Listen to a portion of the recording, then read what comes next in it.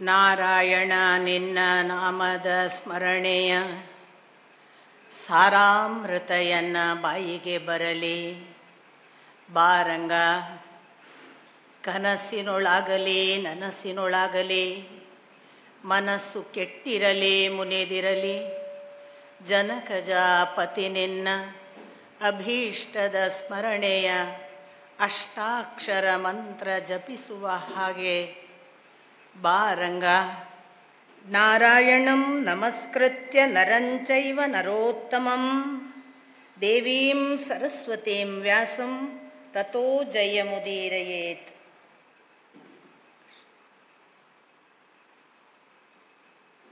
ಓಂ ಸತ್ಯಂ ಪರಂ ಧೀಮಹಿ. ತದ ಮುಖ್ಯ ಶಕ್ತಿ, ನಮ್ಮೆಲ್ಲರ ಭಕ್ತಿಯ ಆಕರ್ಷಕ ವ್ಯಕ್ತಿಯಾದ ಆ ಪರಮ ಪೂಜ್ಯ ಶ್ರೀಕೃಷ್ಣನ ಪದತಲಕ್ಕೆ ಪೊಡಮಟ್ಟು ಪುತ್ತೂರಿನ ಮಾಲಿಂಗೇಶ್ವರ ದೇವಸ್ಥಾನದ ಆ ಭಗವಂತನನ್ನು ವಂದಿಸಿ,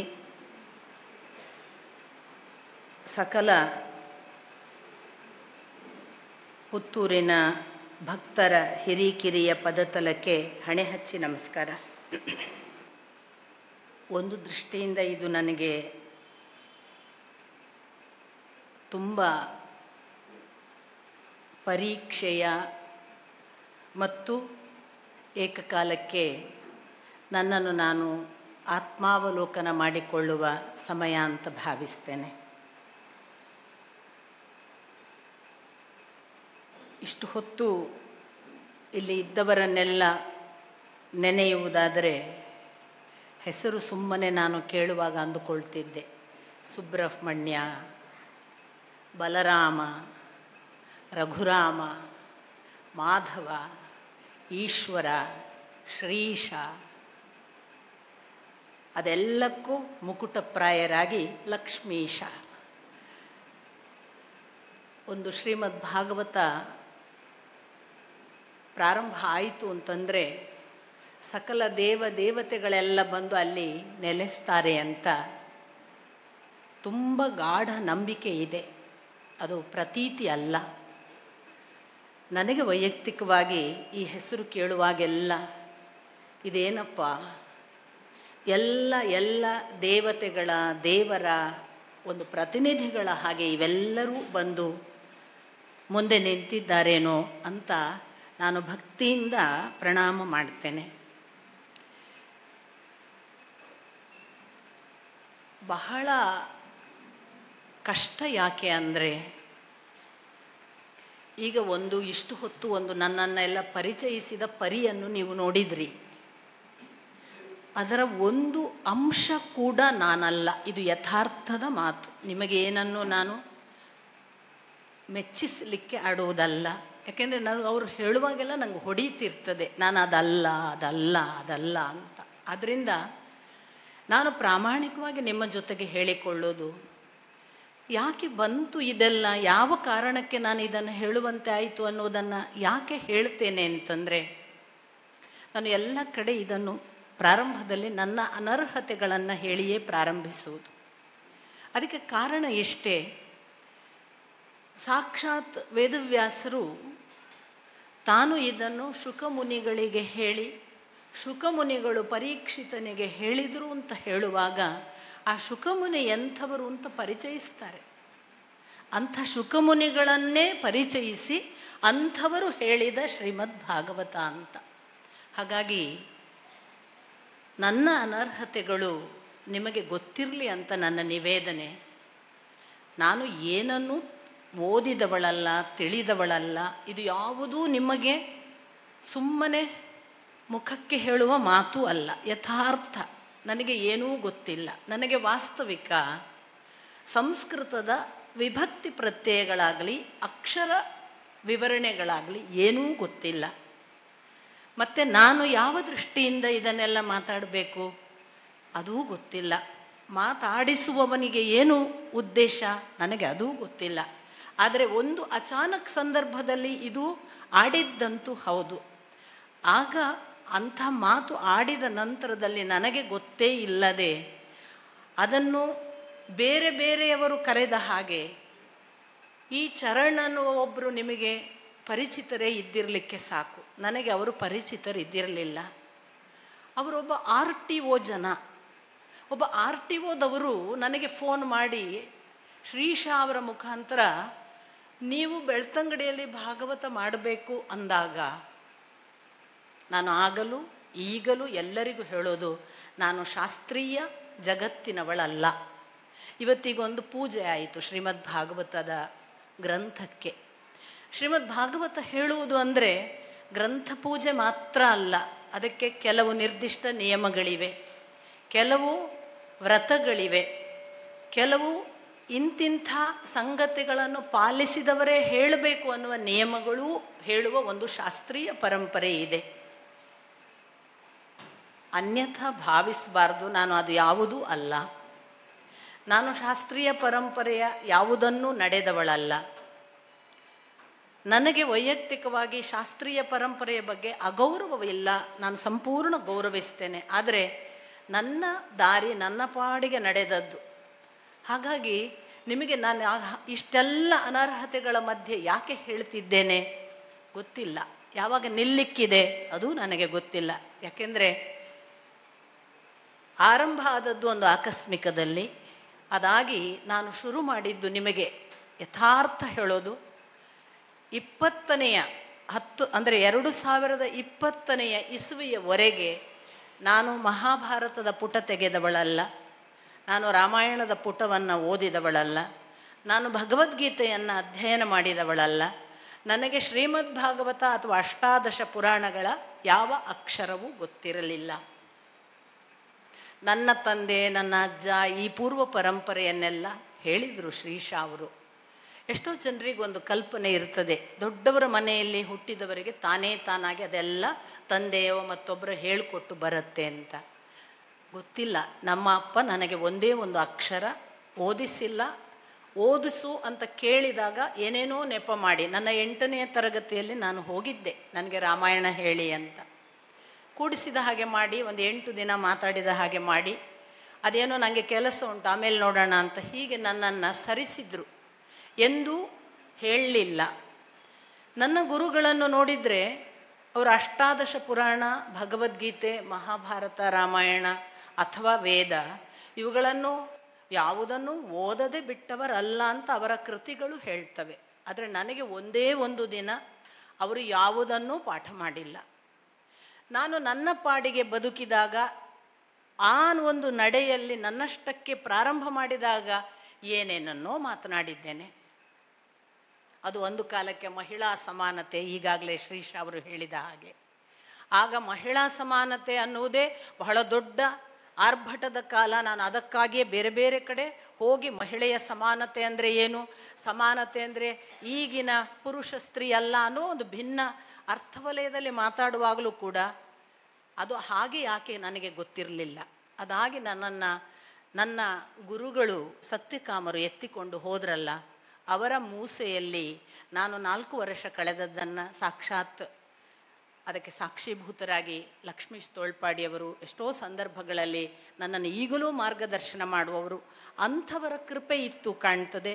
ಅವರು 4 ವರ್ಷ ಅವರ ಜೊತೆಗೆ ಕಳೆದಾಗಲೂ ಕೂಡ ನಾನು ಇಂಥದ್ದು ಬೇಕು ಅಂತ ಅವರಿಗೆ ಹೇಳಲಿಲ್ಲ. ಅವರು ಇಂಥದ್ದನ್ನು ಕೊಡ್ತೇನೆ ಅಥವಾ ಓದು ಅಂತ ಈ ಗ್ರಂಥ ಲೋಕದವರೇ ಅಲ್ಲ ಅವರು. ಹಾಗಾಗಿ ಅದು ಒಂದು 4 ವರ್ಷ ಎಂಥದೋ ಲೋಕದಲ್ಲಿ ಕಳೆದವಳು. ಇದಾಗಿ ಸುಮಾರು 98ರಿಂದ 2019ರವರೆಗೆ ನಾನು ಬದುಕಿದ ದಾರಿ ಅದು ನನಗೆ ಗೊತ್ತು. ಅದು ಬೇರೆಯೇ. ಅದು ಜಗತ್ತಿನಲ್ಲಿ ನಾನು ಯಾವುದೇ ಈ ಲೌಕಿಕದ, ಈ ಗ್ರಂಥ ಲೋಕದ ಅಥವಾ ಈ ಜ್ಞಾನ ಪರಂಪರೆಯ ಯಾವುದರ ಒಳಗೂ ಪ್ರವೇಶ ಮಾಡಿದ್ದಲ್ಲ. ಯಾರೋ ನಾನು ವಚನದ ಬಗ್ಗೆ ಮಾತಾಡ್ತೇನೆ ಅಂತ ತಿಳಿದು ವಚನ ಕೇಳಿದಾಗ ವಚನಗಳನ್ನು ಹೇಳಿದೆ. ಅದು ಒಂದಿಷ್ಟು ಕಾಲ. ಅದೊಂದು ಹಂತ ಬಂದಾಗ ಸಾಕು ಅನ್ನಿಸಿದಾಗ ಅದೂ ನಿಲ್ಲಿಸಿದೆ. 2019ರಲ್ಲಿ ನಾನು ನಿಮಗೆ ಪ್ರಾಮಾಣಿಕವಾಗಿ ನನ್ನ ಅನಿಸಿಕೆಗಳನ್ನು ಅಥವಾ ನನ್ನ ಅನುಭವಗಳನ್ನು ಯಾಕೆ ಹೇಳ್ತೀನಿ ಅಂದರೆ, ನನಗೊಂದೇ ಒಂದು ಕಾಳಜಿ, ಇದು ಎಲ್ಲರಿಗೂ ಸಾಧ್ಯ ಅಂತ ಹೇಳುವುದಷ್ಟೇ. ಇದು ನನಗೇ ಏನೋ ಆಗಿದೆ, ನಾನೇ ಏನೋ ಹೇಳುವವಳು, ನನಗೇ ಎಲ್ಲೋ ಯಾರೋ ಅನುಗ್ರಹ ಮಾಡಿದ್ದಾರೆ ಅಂತ ದಯವಿಟ್ಟು ಭಾವಿಸದೆ, ನನ್ನ ಈ ಅನುಭವದಿಂದ ನನಗೊಂದು ಅಪೇಕ್ಷೆ ಏನೆಂದರೆ, ಹಾಗಾದರೆ ಎಲ್ಲರೂ ಈ ಥರ ಒಂದು ಈ ವಲಯಕ್ಕೆ ಬರಬಹುದಲ್ಲ ಅನ್ನುವ ಏಕಮಾತ್ರ ಕಾರಣಕ್ಕೆ ನಾನು ಈ ಕಾರಣವನ್ನು, ಹಿನ್ನೆಲೆಯನ್ನು ನಿವೇದಿಸ್ತಿದ್ದೇನೆ. ನನ್ನ 2019 ಇಸವಿಯಲ್ಲಿದ್ದೋ ಅದನ್ನು ಗ್ರಹಿಸ್ತಾ ಇದ್ದ ಕಾಲಘಟ್ಟ. ನಾನು ಯಾವುದೇ ನನ್ನದೇ ಆದ ಉದ್ಯೋಗವಾಗಲಿ, ಯಾವುದೇ ಇಂಥ ಪ್ರವಚನ ಯಾವುದು ಮಾಡದೆ ನನ್ನ ಪಾಡಿಗಿದ್ದವಳು. ಆಗ ನನಗೆ ಪ್ರಾರಂಭದಲ್ಲಿ ನಾನು ಯಾಕೋ ಏನೋ ನನ್ನ ತಂದೆಯ ಸಂಗ್ರಹ ಭಾಗವತವನ್ನು ಆಗಲೇ ಒಂದಿಷ್ಟು ಕಣ್ಣಾಡಿಸಿದ್ದೆ. ಅವರ ಉಪನ್ಯಾಸ ಕೇಳುವುದಕ್ಕೆ ತೊಡಗಿದೆ. ಅದು ನನಗೆ ಬೌದ್ಧಿಕ ಚರ್ಚೆಯ ತರ್ಕದ ವಿಷಯವಾಗಿ ನನ್ನನ್ನು ಘರ್ಷಣೆಗೆ ಒಳಪಡಿಸ್ತಾ ಇದ್ದ ಕಾಲಘಟ್ಟ. ಆ ಆಡಿಯೋ ಕೂಡ ಅಷ್ಟು ಸ್ಪಷ್ಟ ಇರಲಿಲ್ಲ. ಅಂಥ ಹೊತ್ತಿನಲ್ಲಿ ನನ್ನ ಜೊತೆಗೆ ನಡೆಯುವ ಒಬ್ಬ ಹುಡುಗ, ಅಮ್ಮ ನೀನು KS ನಾರಾಯಣಾಚಾರ್ಯರ ಶ್ರೀಮದ್ ಭಾಗವತವನ್ನು ಕೇಳು ಅಂತ ಸುಮಾರು 52 ತಾಸು ಬರೇ ಶ್ರೀಕೃಷ್ಣಾವತಾರದ ಬಗ್ಗೆ ಅವರು ಮಾತನಾಡಿದ ಲಿಂಕ್ ಕಳುಹಿಸಿದ. ಬರೇ ಶ್ರೀಕೃಷ್ಣಾವತಾರ, ಅದು ಕೂಡ ಕಂಪ್ಲೀಟ್ ಆಗಿಲ್ಲ.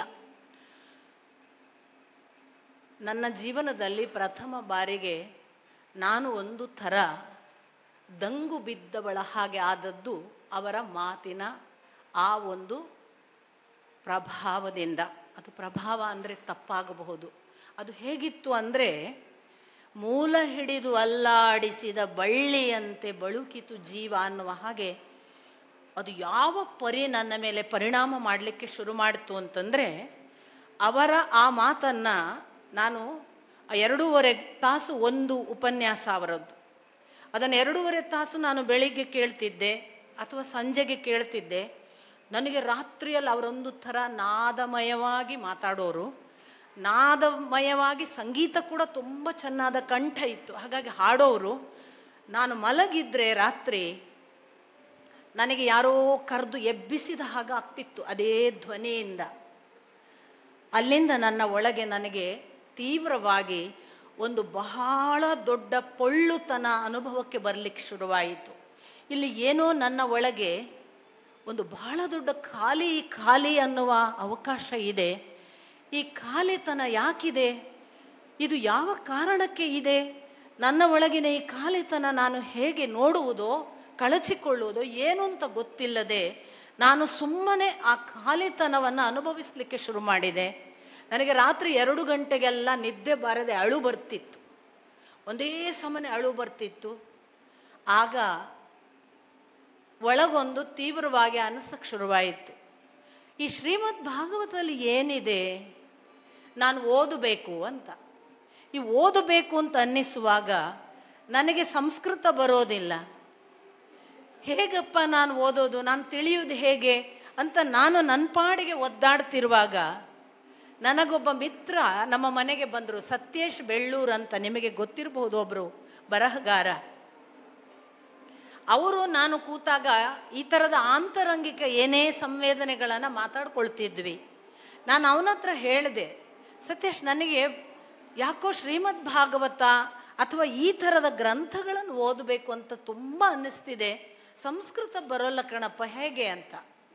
ಅವ್ರು ತಕ್ಷಣ ಹೇಳಿದರು, ಅರೆ ನೀವು ಅದಕ್ಕೆ ಯಾಕೆ ಚಿಂತೆ ಮಾಡ್ತೀರಿ, ಇಲ್ಲಿ ಭಾರತ ದರ್ಶನ ಅಂತ ಒಂದು ಪ್ರಕಾಶನ ಸಂಸ್ಥೆ ಶ್ರೀಮದ್ ಭಾಗವತ ಮಾತ್ರ ಅಲ್ಲ, ರಾಮಾಯಣವನ್ನು, ಮಹಾಭಾರತವನ್ನು, ಅದರ ಜೊತೆಗೆ ವಿಷ್ಣು ಪುರಾಣ, ಹರಿವಂಶ ಪುರಾಣ, ಮಾರ್ಕಂಡೇಯ ಪುರಾಣ, ಇಷ್ಟನ್ನು ಸಮಗ್ರವಾಗಿ ಒಂದು ಸೆಟ್ಟಿನ ಥರ ಕೊಡ್ತಾ ಇದೆ, ನಿಮಗೆ ನಾನು ತಂದು ಕೊಡ್ತೀನಿ ಅಂತ ಅವರು ಮರುದಿವಸವೇ ಆ ಪುಸ್ತಕ ತಂದಿಟ್ರು.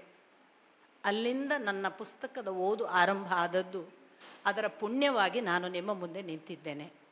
ನಾನು ನಿಮಗೆ ಹೇಳುವುದಿಷ್ಟೇ, ನಾನು ಯಾವುದೇ ಸಂಸ್ಕೃತ ಶ್ಲೋಕಗಳಲ್ಲಿ ಇದ್ದದ್ದನ್ನು ಓದಬಲ್ಲೆ.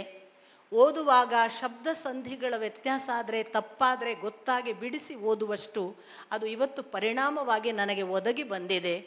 ಹಾಗಂತ ನನಗೆ ಶಬ್ದಶಃ ಇವತ್ತು ಇಲ್ಲ ಅಂತ ನನಗೆ ಖಚಿತವಾಗಿ ಗೊತ್ತಾಗತ್ತೆ. ಅವಳು ಏನಿದ್ದಳೋ ಅದು ಒಂದೋ ಜಗತ್ತಿನ ಕಣ್ಣಿಗೆ ಹಾಳಾಗಿದ್ದಾಳೆ ಕಂಡ್ರೆ ಹಾಳಾಗಿದ್ದಾಳೆ, ಒಳ್ಳೆಯವಳಾಗಿದ್ದಾಳೆ, ಬದಲಾಗಿದ್ದಾಳೆ ಕಂಡ್ರೆ ಬದಲಾಗಿದ್ದಾಳೆ. ಸ್ಪಷ್ಟವಾಗಿ ಇದಂತೂ ಸತ್ಯ. 20ಕ್ಕೆ ಆರಂಭ ಮಾಡಿದಾಗ ಇದ್ದ ನಾನು ಇವತ್ತು ಇಲ್ಲ. ಇದರ ಅರ್ಥ ಏನು ಅಂದರೆ, ಒಂದು ಕೃತಿ, ಅದು ಶ್ರೀಮದ್ ಭಾಗವತ ಇರಬಹುದು, ರಾಮಾಯಣ ಇರಬಹುದು, ಭಗವದ್ಗೀತೆ ಇರಬಹುದು, ಮಹಾಭಾರತ ಇರಬಹುದು, ಓದಿದವನನ್ನು ಓದುವುದಕ್ಕೆ ಆರಂಭದಲ್ಲಿ ಇದ್ದ ವ್ಯಕ್ತಿತ್ವಕ್ಕಿಂತ ಭಿನ್ನವಾದ, ಬಯಸಿಯೇ ಇರದ, ಗೊತ್ತೇ ಇಲ್ಲದ ಒಂದು ವ್ಯಕ್ತಿತ್ವವನ್ನು ಖಂಡಿತ ಅನಾವರಣ ಮಾಡುತ್ತೆ. ಅಷ್ಟರ ಮಟ್ಟಿಗೆ ನಾನು ನಿಮ್ಮಲ್ಲಿ ಪ್ರಾರ್ಥಿಸಿಕೊಳ್ತೇನೆ, ಪುಸ್ತಕವನ್ನು ದಯವಿಟ್ಟು ಓದಿ. ಭಾಷೆ ಗೊತ್ತಿಲ್ಲ, ಕನ್ನಡ ಬರುವವರಿಗೆ ಕನ್ನಡದ ಅನುವಾದಗಳಿವೆ, ಇಂಗ್ಲೀಷ್ ಬರುವವರಿಗೆ ಇಂಗ್ಲೀಷ್ ಅನುವಾದ ಇದ್ದರೆ, ಅದು ವಿದೇಶಿ ಅನುವಾದ ಇದ್ದರೆ ದಯವಿಟ್ಟು ಓದದೇ ಇರುವುದು ಒಳ್ಳೆಯದು. ವಿದೇಶೀಯರಿಗೆ ಭಾರತೀಯ ಸಂಸ್ಕೃತಿಯ ಶ್ರೀಮದ್ ಭಾಗವತವಾಗಲಿ, ಶ್ರೀಮದ್ ರಾಮಾಯಣ ಆಗಲಿ, ಮಹಾಭಾರತವೇ ಆಗಲಿ, ಭಗವದ್ಗೀತೆಯೇ ಆಗಲಿ ಯಾಕೆ ಬೇಕು ನಮಗೆ?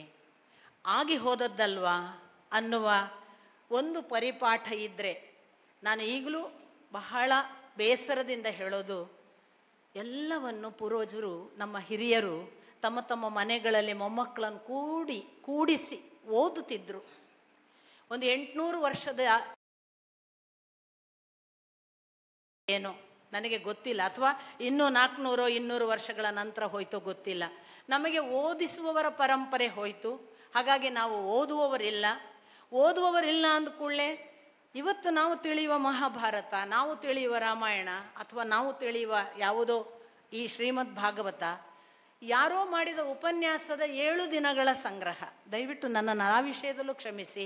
7 ದಿನದಲ್ಲಿ ಶ್ರೀಮದ್ ಭಾಗವತದ ಒಳಗೆ ಇರುವ ಸಕಲವನ್ನು ಹೇಳುವುದು ಯಾರಿಗೂ ಸಾಧ್ಯವಿಲ್ಲ, ನನಗಂತೂ ಸಾಧ್ಯವೇ ಇಲ್ಲ, ಶಕ್ಯವೇ ಅಲ್ಲ. ಹಾಗಾಗಿ ನಾನು ಹೇಳುವುದು ಏನಾದರೂ ಇದ್ದರೂ ಅದರ ಅಲ್ಪ ಸ್ವಲ್ಪ ಆ ಸುಗಂಧದ ಭಾಗ ಮಾತ್ರ. ಇಡೀ ಪುಷ್ಪಾಸ್ವಾದನೆ ಅದು ಆ ಗ್ರಂಥದ ಒಳಗೆ ಮುಳುಗಿದವನಿಗೆ ಮತ್ತು ಅದರೊಳಗೆ ಅನುಸಂಧಾನ ಮಾಡಿದಾಗ ಸಿಕ್ಕೀತು ಅಂತ ಕಾಣ್ತದೆ. ಅಂಥ ಬರವಣಿಗೆಯನ್ನು ಮಗನಿಗೆ ಹೇಳುವಾಗಲಿ, ಅಥವಾ ನಮಗೆ ಈಗ ಶ್ರೀಮದ್ ಭಾಗವತ ತೆರೆದುಕೊಳ್ಳುವಾಗ ಅದು ಸೂತ ಪುರಾಣಿಕರ ಮುಖಾಂತರ ಶೌನಕಾದಿಗಳ ಪ್ರಶ್ನೆಗೆ ತೆರೆದುಕೊಳ್ಳುವಾಗಲಿ, ಅದು ತೆರೆದುಕೊಳ್ಳುವುದು ಕೇಳಿಕೆಯ ಮುಖಾಂತರ. ಶ್ರುತ ಪರಂಪರೆ, ನಮ್ಮ ಇಡೀ ಭಾರತೀಯ ಪರಂಪರೆಯ ಎಲ್ಲ ಗ್ರಂಥಗಳು ಕೂಡ ಕೇಳುವುದರ ಮುಖಾಂತರ ಬಂದದ್ದು. ನಾನು ಯಾವಾಗಲೂ ಭಾವಿಸುವುದು, ನಮ್ಮ ಇಡೀ ಸೃಷ್ಟಿ ಪ್ರಕ್ರಿಯೆ ಕೂಡ ಆಕಾಶ ತತ್ವದಿಂದ, ಆಕಾಶದಿಂದ ವಾಯುವಿನಿಂದ ಅಗ್ನಿ, ಅಗ್ನಿಯಿಂದ ಮತ್ತೆ ಜಲ, ಜಲದಿಂದ ಪೃಥ್ವಿ. ಹಾಗಾಗಿ ಭಗವತ್ ತತ್ವ ಆರಂಭ ಆಗುವುದು ಆಕಾಶ ತತ್ವದಿಂದ. ಆಕಾಶಕ್ಕೆ ತನ್ಮಾತ್ರೆ ಶಬ್ದ. ಭಗವಂತ ಹೇಳಿದ ಶ್ರೀಕೃಷ್ಣ ಭಗವದ್ಗೀತೆಯಲ್ಲಿ, ನಿನಗೆ ಜ್ಞಾನ ಮಾರ್ಗದಿಂದ ನನ್ನನ್ನು ಕೇಳುವುದು ನೋಡುವುದು ಸಾಧ್ಯ ಆಗಲಿಲ್ಲವೋ, ನೀನು ಕರ್ಮ ಮಾರ್ಗದಿಂದ ಅದನ್ನು ಮಾಡು. ಕರ್ಮವನ್ನು ನನಗೆ ಸಮರ್ಪಿಸಿ ಸಂಪೂರ್ಣ ನಿಸ್ಪೃಹವಾಗಿ ನಿನಗೆ ಕರ್ಮ ಮಾಡುವುದಕ್ಕೆ ಸಾಧ್ಯವಾಗಲಿಲ್ಲವೋ, ನೀನು ಧ್ಯಾನ ಮುಖಾಂತರ ನನ್ನನ್ನು ನೆನೆ ಅಥವಾ ಭಕ್ತಿ ಮಾಡು. ಧ್ಯಾನವೂ ಸಾಧ್ಯವಾಗಲಿಲ್ಲವೋ, ಧ್ಯಾನ ಯಾರು ಮಾಡುವುದು, ನಮಗೆ ಅಷ್ಟು ಹೊತ್ತು ಸಾಧ್ಯ ಇಲ್ಲ ಅನ್ನುವ ಭಾವವೇ ನಮಗಿದ್ದರೆ, ಮೌನದ ಭಕ್ತಿಯೂ ಸಾಧ್ಯವಿಲ್ಲದಿದ್ದರೆ ಯಾರೋ ನಾನೇ. ಆ ಅರ್ಥದಲ್ಲಿ ನಮಗೆ ಉಳಿದಿರುವ ಈಗ ಏಕಮಾತ್ರ ಒಂದು ಭರವಸೆ ನಮ್ಮ ಹಿರಿಯರೆಲ್ಲ ಹೇಳಿ ಹೋಗಿದ್ದಾರೆ, ಅದನ್ನು ಕೇಳ್ತಿದ್ದೇವೆ. ಆದರೆ ನಾನು ಮತ್ತೆ ನಿಮಗೆ ಹೇಳೋದು, ಅವರು 7 ದಿನದಲ್ಲೂ ನಾನು ಹೇಳಿದ್ನಲ್ಲ, 52 ಗಂಟೆ KS ನಾರಾಯಣಾಚಾರ್ಯರು ಬರೇ ಶ್ರೀಕೃಷ್ಣನ ಅವತಾರವನ್ನೇ ಹೇಳಕ್ಕಾಗಿಲ್ಲ, ಸಂಪೂರ್ಣ ಮಾಡೋಕ್ಕಾಗಿಲ್ಲ. 12 ಸ್ಕಂಧಗಳಲ್ಲಿ 9ನೇ ಸ್ಕಂಧದಿಂದ ಶ್ರೀಕೃಷ್ಣನ ಅವತಾರ ಪ್ರಾರಂಭ. ಅದರ ಮೊದಲಿನ 8 ಸ್ಕಂಧಗಳನ್ನು ಅವರು ಪ್ರವೇಶವೇ ಮಾಡಿಲ್ಲ. ನಾನು ವೈಯಕ್ತಿಕವಾಗಿ ಇಂಥದೊಂದು ಶ್ರುತ ಪರಂಪರೆಯನ್ನು ಕೂಡ ನಮಿಸಿ, ಆ ಶ್ರುತ ಪರಂಪರೆಯ ಜೊತೆಗೆ ನಮಗೆ ಬಹಳ ಅದ್ಭುತವಾದ ಓದಬಹುದಾದ ಪರಂಪರೆಯನ್ನೂ ಕೂಡ ಕೊಟ್ಟಿರುವ ನಮ್ಮ ಎಲ್ಲ ಹಿರಿಯರನ್ನ, ನನ್ನ ಅಪ್ಪನನ್ನು ಬಹಳ ಭಕ್ತಿಯಿಂದ ಗೌರವಿಸಿ ನಮಸ್ಕರಿಸಿ, ಹಾಗೆಯೇ ಈ ದಾರಿಯಲ್ಲಿ ನನ್ನನ್ನು ನಡೆಸಿದ ನನ್ನ ಗುರುಗಳಾದ ಸತ್ಯಕಾಮರನ್ನು ಕೂಡ ನಮಿಸಿ, ನನ್ನ ಒಳಗೆ ನನಗೆ ಗೊತ್ತೇ ಇಲ್ಲದೆ ಸದಾ ಆದರ್ಶವಾಗಿ ಚಿಕ್ಕಂದಿನಿಂದ, ಯಾಕೆ ಅಂತ ಗೊತ್ತಿಲ್ಲ, 6ನೇ ವಯಸ್ಸಿಗೆ ನನ್ನ ಅಜ್ಜನನ್ನು ಕಳ್ಕೊಂಡಿದ್ದೇನೆ. ಆದರೆ 6ನೇ ವಯಸ್ಸಿನಿಂದಲೂ ನನಗೆ ಕಣ್ಣಿಗೆ ಆದರ್ಶವಾಗಿ ಸದಾ ಉಳಿದವರು ನನ್ನ ಅಜ್ಜ ಪಡುಮನೂರು ನಾರಾಯಣಾಚಾರ್ಯರು. ಅವರೆಲ್ಲರನ್ನು ನಮಿಸಿ ಇವರೆಲ್ಲರಿಗೂ ಕಾರಣವಾದ ನನ್ನ ಪರಮ ಗುರುಗಳು ಅಂತ ನಾನು ಭಾವಿಸುವುದು ರಾಘವೇಂದ್ರ ಸ್ವಾಮೀಜಿ. ಚಿಕ್ಕಂದಿನಿಂದ ನನ್ನ ಎಲ್ಲ ಅಂತರಂಗದ ಆತ್ಮೀಯವಾದ ಒಂದು ಸಂಗಾತಿಯ ಹಾಗೆ ಎಲ್ಲವನ್ನ ನಾನು ಅವರ ಮುಂದೆ ಹೇಳಿಕೊಂಡವಳು.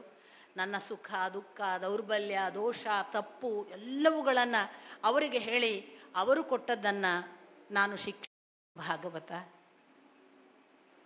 ಶ್ರೀಮದ್ ಭಾಗವತ ಮಾತ್ರವಲ್ಲ, ನಮಗೆ ಯಾಕೆ ಬೇಕು ಪುರಾಣ ಪ್ರಪಂಚ, ನಮಗೆ ಯಾಕೆ ಬೇಕು ರಾಮಾಯಣ, ನಮಗೆ ಯಾಕೆ ಬೇಕು ಭಗವದ್ಗೀತೆ? ಒಂದು ಸಾರಿ ಯೋಚನೆ ಮಾಡಿ.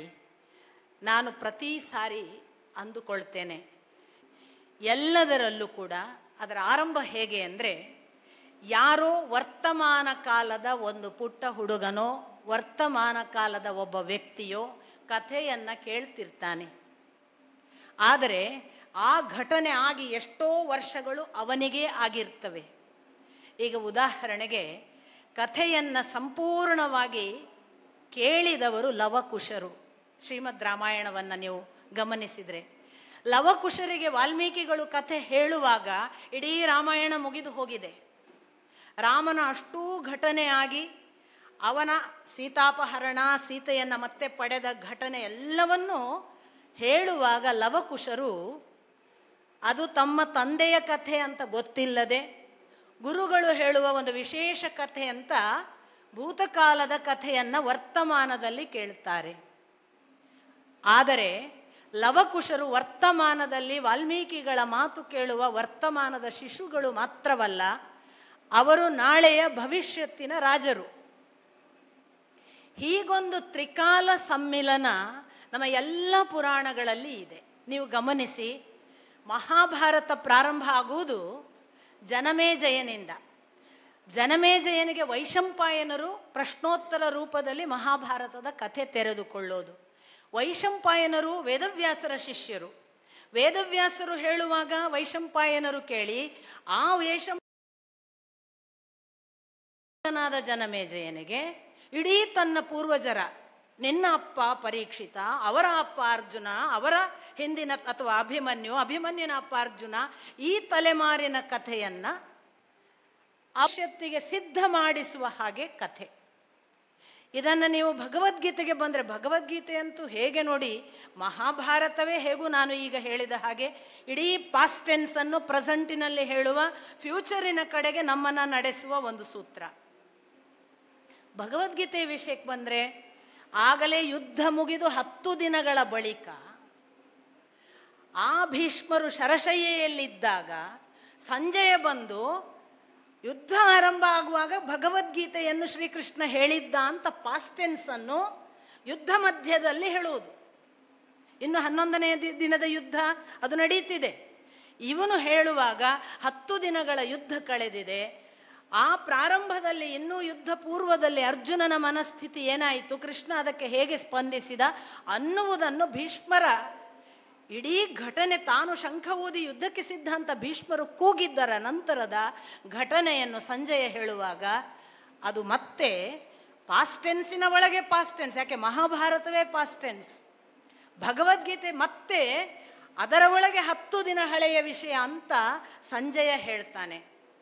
ಧೃತರಾಷ್ಟ್ರ ಕುರುಡ, ಅವನು ಆ ದಿನಕ್ಕೆ ಕೇಳುವ ಹೊತ್ತಿಗೆ ರಾಜ, ವರ್ತಮಾನಕ್ಕೆ ರಾಜ, ಮುಂದಿನ ದಿನಗಳಿಗೆ ಅವನೇನು, ಭವಿಷ್ಯಕ್ಕೆ ಅವನೊಬ್ಬ ಅಂಧ ಮಾತ್ರನೋ? ನಮ್ಮಂಥ ಕುರುಡರಿಗೆಲ್ಲ ಮುಂದೆ ದಾರಿ ಇದೆಯೋ? ನಾವೆಲ್ಲ ಧೃತರಾಷ್ಟ್ರರಾದಾಗ ಸಂಜಯ ಇಂಥದೊಂದು ಪಾಸ್ಟ್ ಟೆನ್ಸನ್ನು ನಮಗೆ ಹೇಳಿದರೆ ನಮ್ಮ ಕಣ್ಣಿಗೂ ಬೆಳಕು ಬಂದೀತಾ? ಈ ಎಲ್ಲ ಸಾಧ್ಯತೆಗಳ ಹಾಗೆ. ಯಾಕೆ ಅಂದರೆ ನನಗೆ ಅದಕ್ಕೆ ಯಾವಾಗಲೂ ಅನಿಸೋದು, ಈ ತ್ರಿಕಾಲವನ್ನು ಸಮ್ಮಿಲನ ಮಾಡೋದಕ್ಕೆ ಸಾಧ್ಯ ಆಗುವುದು ಋಷಿ ಮುನಿಗಳಿಗೆ ಮಾತ್ರ. ಹಾಗಾಗಿ ನನಗೆ ವೈಯಕ್ತಿಕವಾಗಿ ನನಗೆ ಗೊತ್ತಿಲ್ಲ, ನಾನು ಬಹಳ ತಿಳಿದವಳಲ್ಲ, ನಾನು ಈಗಾಗಲೇ ನಿಮಗೆ ನನ್ನ ಅಜ್ಞಾನಗಳನ್ನೆಲ್ಲ ಹೇಳಿದ್ದೇನೆ. ಆದರೆ ನನಗೆ ವೈಯಕ್ತಿಕವಾಗಿ ಇದೆಲ್ಲ ಓದ್ತಾ ಹೋದ ಹಾಗೆ ಅನ್ನಿಸಿದ್ದು, ಖಂಡಿತಕ್ಕೂ ವೇದವ್ಯಾಸರು ಕವಿಗಳಷ್ಟೇ ಅಲ್ಲ. ವಾಲ್ಮೀಕಿಗಳು ಕವಿಗಳು ಮಾತ್ರವೇ ಅಲ್ಲ. ಕವಿ ಅನ್ನುವ ಶಬ್ದಕ್ಕೆ ನಾವು ಈಗ ಹೇಳುವ ಪೋಯೆಟ್ ಅನ್ನುವ ಅರ್ಥ ಅಷ್ಟೇ ಇಲ್ಲ, ವಿದ್ವಾಂಸರು ಅಂತ ಕೂಡ ಒಂದು ಅರ್ಥ ಇಟ್ಟುಕೊಂಡ್ರೂ ನನಗೆ ಅವರು ವಿದ್ವಾಂಸರು ಅಂತಲೂ ಅನಿಸೋದಿಲ್ಲ. ವಿದ್ವಾಂಸರ ಆಚೆಗೊಂದು ಸ್ಥಿತಿ ಬಂದರೆ ಅದು ದರ್ಶನವಾದಾಗ, ಆ ದಾರ್ಶನಿಕ ಸ್ಥಿತಿ ಇದ್ದರೆ ಅದು ತ್ರಿಕಾಲವನ್ನು ಸಮ್ಮಿಲನಗೊಳಿಸುವ ಕಾಲಾತೀತವಾದ ಒಂದು ಸಂಗತಿಯನ್ನು ನಮ್ಮ ಮುಂದೆ ಇಡಲಿಕ್ಕೆ ಸಾಧ್ಯ ಇದೆ ಅನ್ನುವುದಕ್ಕೆ ಈ ಎಲ್ಲ ಪುರಾಣಗಳು, ಎಲ್ಲ ಮಹಾಭಾರತ, ರಾಮಾಯಣ, ಭಗವದ್ಗೀತೆಗಳು ಸಾಕ್ಷಿ. ಆದ್ದರಿಂದಲೇ ನಮಗೆ ಚೆನ್ನಾಗಿ ಗೊತ್ತಿರುತ್ತೆ, ದ್ರೌಪದಿಯ ವಸ್ತ್ರಾಪಹರಣದ ಸಂದರ್ಭದಲ್ಲಿ ಯಾರು ಯಾರು ಹೇಗೆ ಹೇಗೆ ವರ್ತಿಸಿದ್ರು, ದ್ರೌಪದಿಯ ವಸ್ತ್ರಾಪಹರಣದ ಸಂದರ್ಭದಲ್ಲಿ ಅವಳ ದುಃಖ ಹೇಗಿತ್ತು, ಅವಳು ಹೇಗೆ ಎಲ್ಲರನ್ನೂ ಗೋಗರೆದು ಆಲ್ಪರಿದು ಕೇಳಿದ್ಲು, ಆಗ ಅಲ್ಲಿರುವ ಹಿರಿಯರು ಯಾಕೆ ಏನೂ ಪ್ರತಿಕ್ರಿಯೆ ಕೊಡಲಿಲ್ಲ, ಅಂಥ ಹೊತ್ತಿನಲ್ಲಿ ಅಸಹಾಯಳಾದ ದ್ರೌಪದಿಯನ್ನು ಶ್ರೀಕೃಷ್ಣ ಹೇಗೆ ರಕ್ಷಿಸಿದ ಅನ್ನೋದು ನಮಗೆಲ್ಲರಿಗೂ ಗೊತ್ತಿದೆ.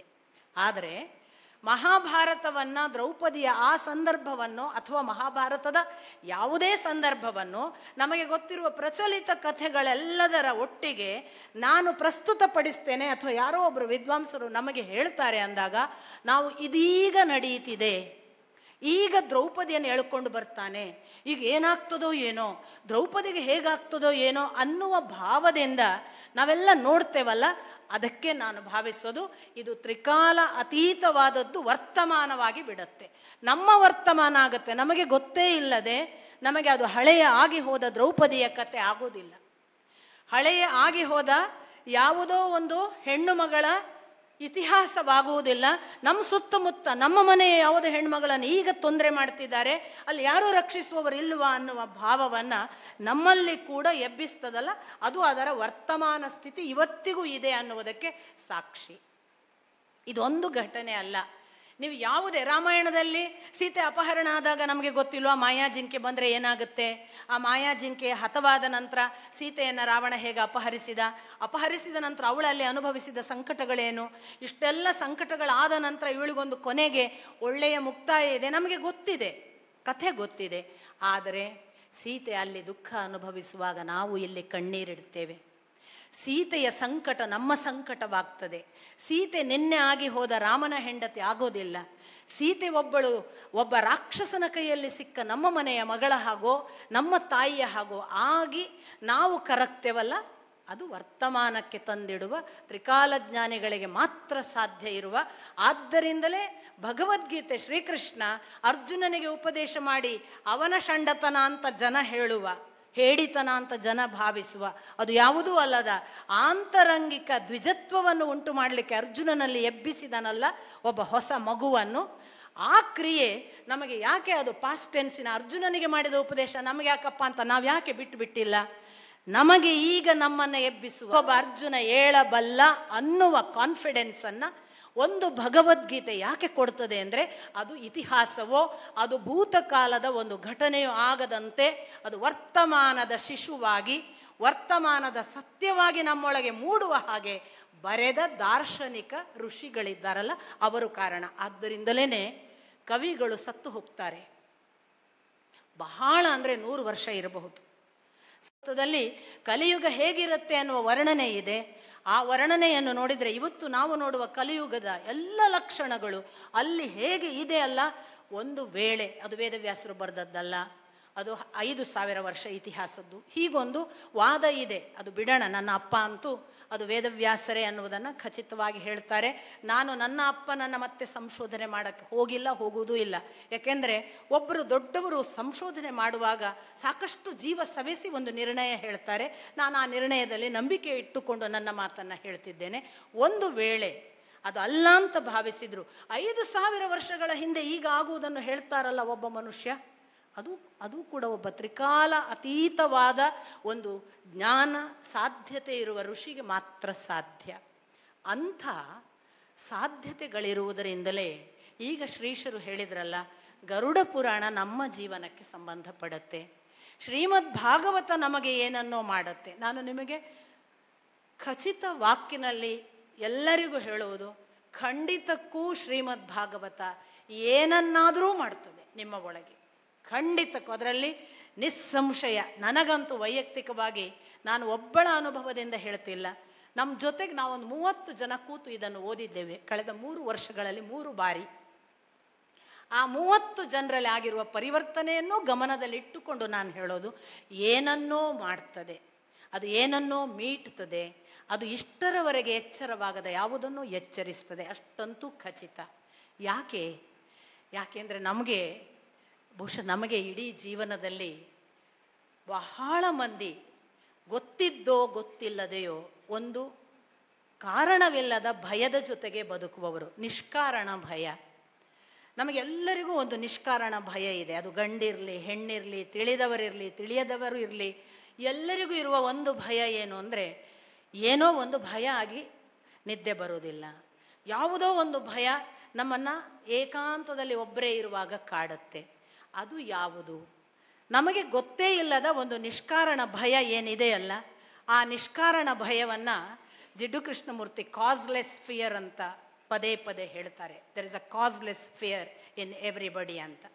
ನಮ್ಮ ಒಳಗೆಲ್ಲ ನಮಗೊಂದು ಕಾರಣವಿಲ್ಲದ ಭಯ ಇದೆ. ಯಾಕೆ ಇದೆ ಗೊತ್ತಿಲ್ಲ. ಒಂದು ಮಗು ಕೂಡ ಇನ್ನೂ ಬೆಚ್ಚಿ ಬಿದ್ದಾಗ ಅದಕ್ಕೆ ಹೆದರಿಕೆ ಆಯಿತು, ಕನಸಿನಲ್ಲಿ ಏನೋ ಕಂಡಿತು ಕಾಣ್ತದೆ ಅಂತ.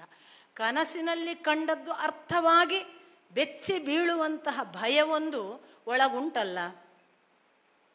ಅಂದರೆ ನಮಗಿನ್ನು ನಾವು ಹೇಳುವ ಬೌದ್ಧಿಕ ಮಟ್ಟದ ಅರ್ಥ ಆಗಿ ಬರುವ ಭಯವೂ ಅಲ್ಲ, ಅದು ಅರ್ಥವೇ ಆಗದ ಒಂದು ಭಯ. ಹಾಗಾದರೆ ಅದು ಇಲ್ಲಿಯ ನಾವು ತಿಳಿಯುವ ಭೌತಿಕ ದೇಹದ ಭಯವಲ್ಲದ್ದು ಯಾವುದೋ ಇರಬೇಕು ಅಂತ ಕಾಣ್ತದೆ.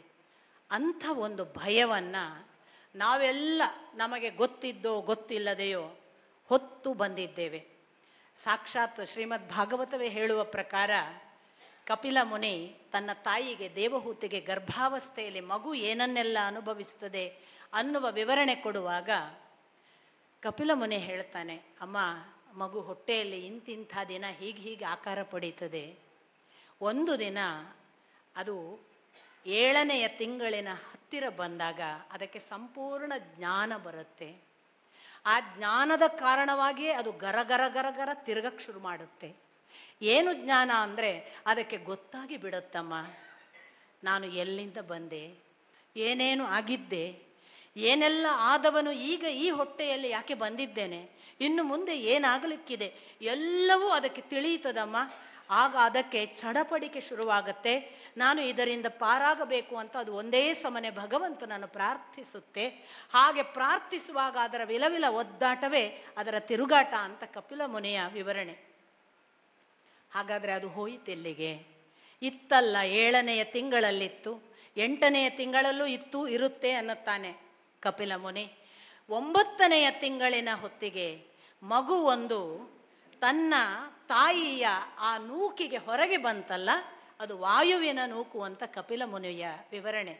ಹಾಗೊಂದು ನೂಕುವಾಗ ವಾಯು ಇಷ್ಟು ಏನು ಜ್ಞಾನದ ನೆನಪು ಸ್ಮರಣೆ ಇತ್ತಲ್ಲ ಪುಟ್ಟ ಗರ್ಭ ಶಿಶುವಿಗೆ, ಆ ನೂಕಿನ ಹೊತ್ತಿಗೆ ವಾಯು ಒಂದು ಸಣ್ಣ ಚೇಷ್ಟೆ ಮಾಡ್ತಾನೆ ಅನ್ನುವ ಸೂಚನೆ ಕೊಡ್ತಾನೆ ಕಪಿಲ ಮುನಿ. ಒಬ್ಬ ಭಗವದ್ ಅವತಾರ.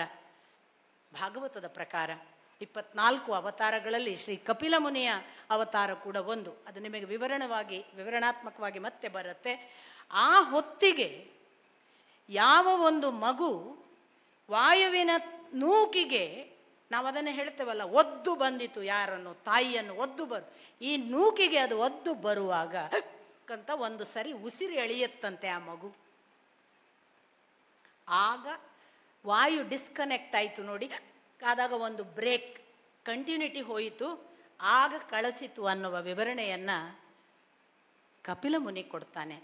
ನಮ್ಮ ಎಲ್ಲ ಅದಕ್ಕಾಗಿಯೇ ಹೊರಗೆ ಬಂದ ಕೂಡಲೇ ಅದೇ ಲೋಕ, ಅದೇ ವ್ಯವಸ್ಥೆ, ಅದೇ ನೆನಪು, ಆ ಹಳೆಯದೆಲ್ಲ ಹೊರಟು ಹೋಗಿ ಮತ್ತೆ ಜೀವನದ ಆರಂಭ ಅಂತ ಕಪಿಲ ಮುನಿ ತಾಯಿಗೆ ಹೇಳುವ ಮಾತು.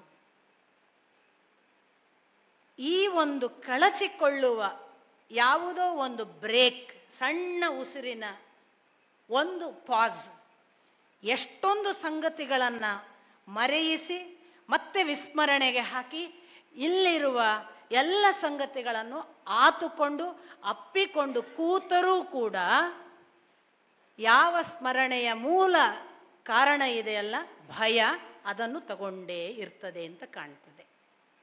ಆದ್ದರಿಂದಲೇ ಇಡೀ ಜಗತ್ತಿನ ಪ್ರತಿಯೊಬ್ಬ ಜೀವಿ ಎಲ್ಲವನ್ನೂ ಗೆದ್ದಿರಬಹುದು, ಸಾವಿನ ಭಯ ಗೆದ್ದವರು ಬಹಳ ಬಹಳ ಕಡಿಮೆ. ನಮ್ಮಲ್ಲಿ ಅನೇಕರಿಗೆ ಧೀರರು ಅಂತ ಒಂದು ಹೆಸರಿದೆ, ಧೈರ್ಯವಂತರು ಅಂತ ಒಂದು ಹೆಸರಿದೆ. ಈ ಧೈರ್ಯವಂತರು ಸೈನಿಕರು ಅಂತ ಹೇಳಬಹುದು. ಒಂದು ಸೇನೆಯಲ್ಲಿದ್ದವರೆಲ್ಲ ಧೈರ್ಯವಂತರು. ಧೀರರು ಅಂದಾಗ ಅವರು ಜ್ಞಾನದಲ್ಲಿ ರಮಿಸುವವರು ಅಂತ ತಿಳ್ಕೊಂಡ್ರೆ, ಅವರು ಜ್ಞಾನದ ಮುಖಾಂತರ ಬದುಕನ್ನು ಅರಿತ ಸ್ಥಿತಿಯ ಒಂದು ವಿಶೇಷ ಹಂತದವರು. ಆ ಧೀರರಿಗೆ ಈ ಭಯ ಇಲ್ಲದೇ ಇರಬಹುದು. ಆದರೆ ಒಬ್ಬ ಧೈರ್ಯವಾನಿದ್ದಾನಲ್ಲ, ಅವನು ಟ್ರೈನ್ಡ್ ಆಗಿರಬಹುದು. ನಾನು ಈ ದೇಶಕ್ಕಾಗಿ ನನ್ನ ದೇಹ ಕೊಡ್ತೇನೆ, ನಾನು ಎಲ್ಲರನ್ನ ಎದುರಿಸಿ ಆ ದೇಶದ ಪ್ರೇಮಕ್ಕಾಗಿ ನನ್ನ ಜೀವ ಕೊಡುವಾಗಲೂ ಅದಕ್ಕಾಗಿ ಭಯಪಡದೆ ಎದೆ ಒಡ್ಡಿ ಮುನ್ನಡೀತೀನಿ ಅನ್ನುವಾಗ ಅದು ಧೈರ್ಯ, ಅದು ಸಾವನ್ನು ಗೆದ್ದ ಧೀರತ್ವ ಅಲ್ಲ. ಆದ್ದರಿಂದ ಅದರೊಳಗೊಂದು ಭಯ ಇದ್ದೇ ಇದೆ. ಧೀರತ್ವದಲ್ಲಿ ನಿರ್ಭಯತ್ವ ಇರಬಹುದು. ಈ ನಿರ್ಭಯತ್ವ ಅನ್ನುವುದನ್ನು ಬಹುಶಃ ಅಧ್ಯಾತ್ಮ ಭಗವಂತನ ಬದುಕಿನ ಅಥವಾ ಒಂದು ಸಾಧಕನ ಬದುಕಿನ ಅಧ್ಯಾತ್ಮದ ಪರ್ಯಟನೆಯಲ್ಲಿ ಕಂಡುಕೊಳ್ಳಬೇಕಾದ ಒಂದು ಕೊನೆಯ ಹಂತ, ಅಥವಾ ಅದನ್ನು ಕಂಡುಕೊಂಡವನಿಗೆ ಮತ್ತೆ ಎಲ್ಲವೂ ಕೂಡ ಸುಸೂತ್ರ ಅನ್ನುವ ಹಾಗೆ ಭಾವಿಸ್ತಾರಾದ್ರಿಂದ ನಮ್ಮ ಎಲ್ಲರ ಪ್ರಶ್ನೆ, ನಮಗೆ ಅದು ಅಧ್ಯಾತ್ಮ ಜೀವಿ ಇರಲಿ, ಸಾಮಾನ್ಯ ಜೀವಿ ಇರಲಿ, ಲೌಕಿಕದೊಳಗಿರಲಿ, ಅಲೌಕಿಕದೊಳಗಿರಲಿ, ಒಬ್ಬ ಕಾರಖೂನ ಇರಲಿ, ಒಬ್ಬ ಮಹಾನುಭಾವ ಅಂತ ಹೇಳಿಸಿಕೊಳ್ಳುವ ಬಹಳ ದೊಡ್ಡ, ನಾವು ಹೇಳುವ ಯಾವುದೇ ದೊಡ್ಡ ಉದ್ಯೋಗದವನಿರಲಿ, ಅವರ ಎಲ್ಲರ ಒಳಗೂ ಸಮಾನವಾಗಿ ಇರುವುದು ಸಾವಿನ ಭಯ. ನಮಗೆಲ್ಲರಿಗೂ ಸಾವಿನ ಭಯ ಇರುವುದರಿಂದಲೇ ಅದು ನಾಳಿನ ಭಯ.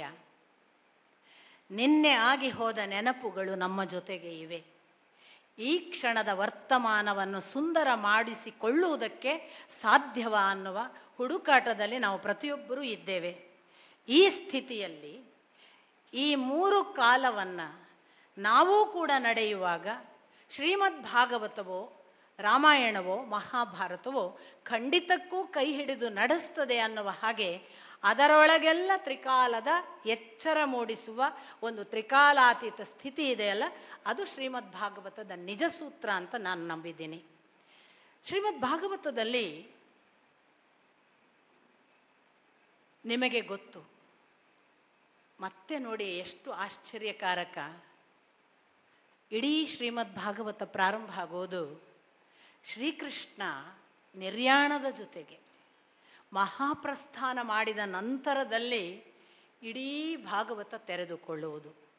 ಯುದ್ಧ ಮುಗಿದಿದೆ, ನಮಗೂ ಉಂಟಲ್ಲ, ಮೊನ್ನೆ ಯುದ್ಧ ಆಯಿತು. ನಾವೆಲ್ಲರೂ ಯುದ್ಧದ ಹಸಿವಿನಿಂದ ಪ್ರತಿಯೊಬ್ಬರೂ ಕೂಡ ಹಿಂಸೆಯನ್ನು ಪ್ರಚೋದಿಸಿ ಯುದ್ಧ ಆಗಬೇಕು ಅಂತ ಕೂಗಾಡಿದ್ದೇವೆ. ಎಷ್ಟು ದೊಡ್ಡ ಅಪರಾಧ, ನಮಗೆ ಅರ್ಥವೇ ಆಗಲಿಲ್ಲ. ಯುದ್ಧ ಪರಿಹಾರ ಅಲ್ಲ ಅನ್ನುವುದೇ ಗೊತ್ತಾಗದವರು ಯುದ್ಧಕ್ಕಾಗಿ ಹಸಿದು ಕೂಗಾಡಿದ್ದಾರೆ. ಬಹಳ ಬಾರಿ ಒಂದು ಮಾತು ಇದೆ, ಒಂದು ಯುದ್ಧ ಮುಗಿದು ಇನ್ನೊಂದು ಯುದ್ಧ ಆರಂಭ ಆಗುವ ನಡುವಿನ ಅವಧಿಯನ್ನು ಶಾಂತಿ ಅಂತ ಹೇಳುವುದು ಅಂತ. ಅಂದರೆ ನಾವು ಪದೇ ಪದೇ ಬದುಕುವುದು ಯುದ್ಧದಲ್ಲಿಯೇ, ಅಪರೂಪಕ್ಕೆ ಸಿಕ್ಕುವುದು ಈ ಶಾಂತಿಯ ಸ್ಥಿತಿ. ಒಂದು ಇಡೀ ಮಹಾಯುದ್ಧ ಮುಗಿಸಿದ್ದಾರೆ ಪಾಂಡವರು, ಇನ್ನು ಅನುಭವಿಸುವ ಹೊತ್ತು.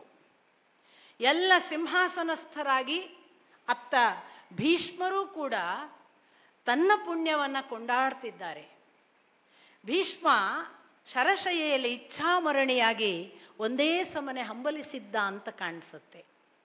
ಭಗವಂತನನ್ನು ಕಂಡು ತಾನು ಪ್ರಾಣ ಬಿಡಬೇಕು ಅಂತ. ನಿಮಗೆ ಗೊತ್ತು, ಶ್ರೀಕೃಷ್ಣ ಮತ್ತು ಭೀಷ್ಮಾಚಾರ್ಯರ ಸಂಬಂಧ ತುಂಬ ಅದ್ಭುತವಾದ ಭಾವಭಕ್ತಿಯ ಒಂದು ಸಂಬಂಧ.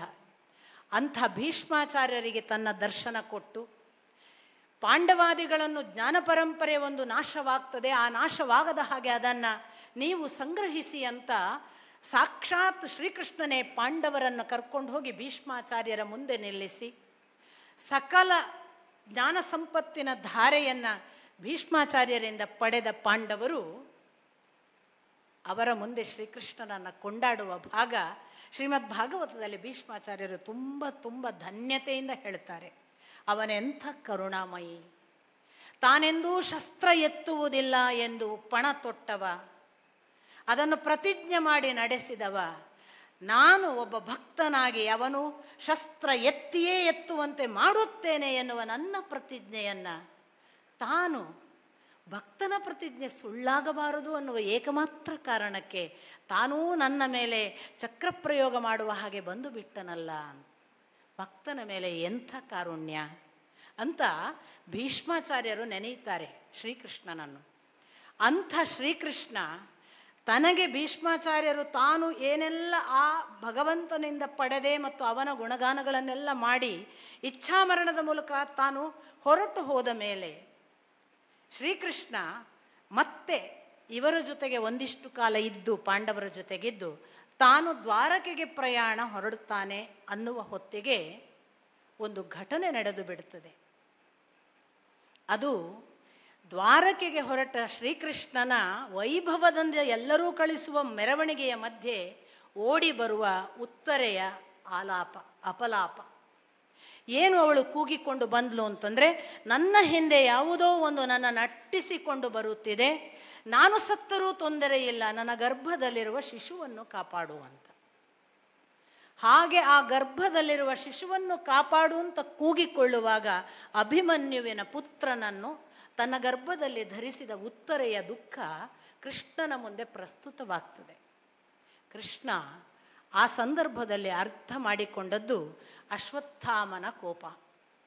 ಅತ್ತ ದುರ್ಯೋಧನ ತೊಡೆ ಮುರಿದು ಬಿದ್ದಾಗ ಅಶ್ವತ್ಥಾಮನ ಕೋಪ ಯಾವ ಮಟ್ಟಕ್ಕೆ ಅಂದರೆ ಉಪಪಾಂಡವರ ತಲೆ ಕತ್ತರಿಸಿ ತಗೊಂಡು ಹೋಗಿ ಕೊಡ್ತಾನೆ.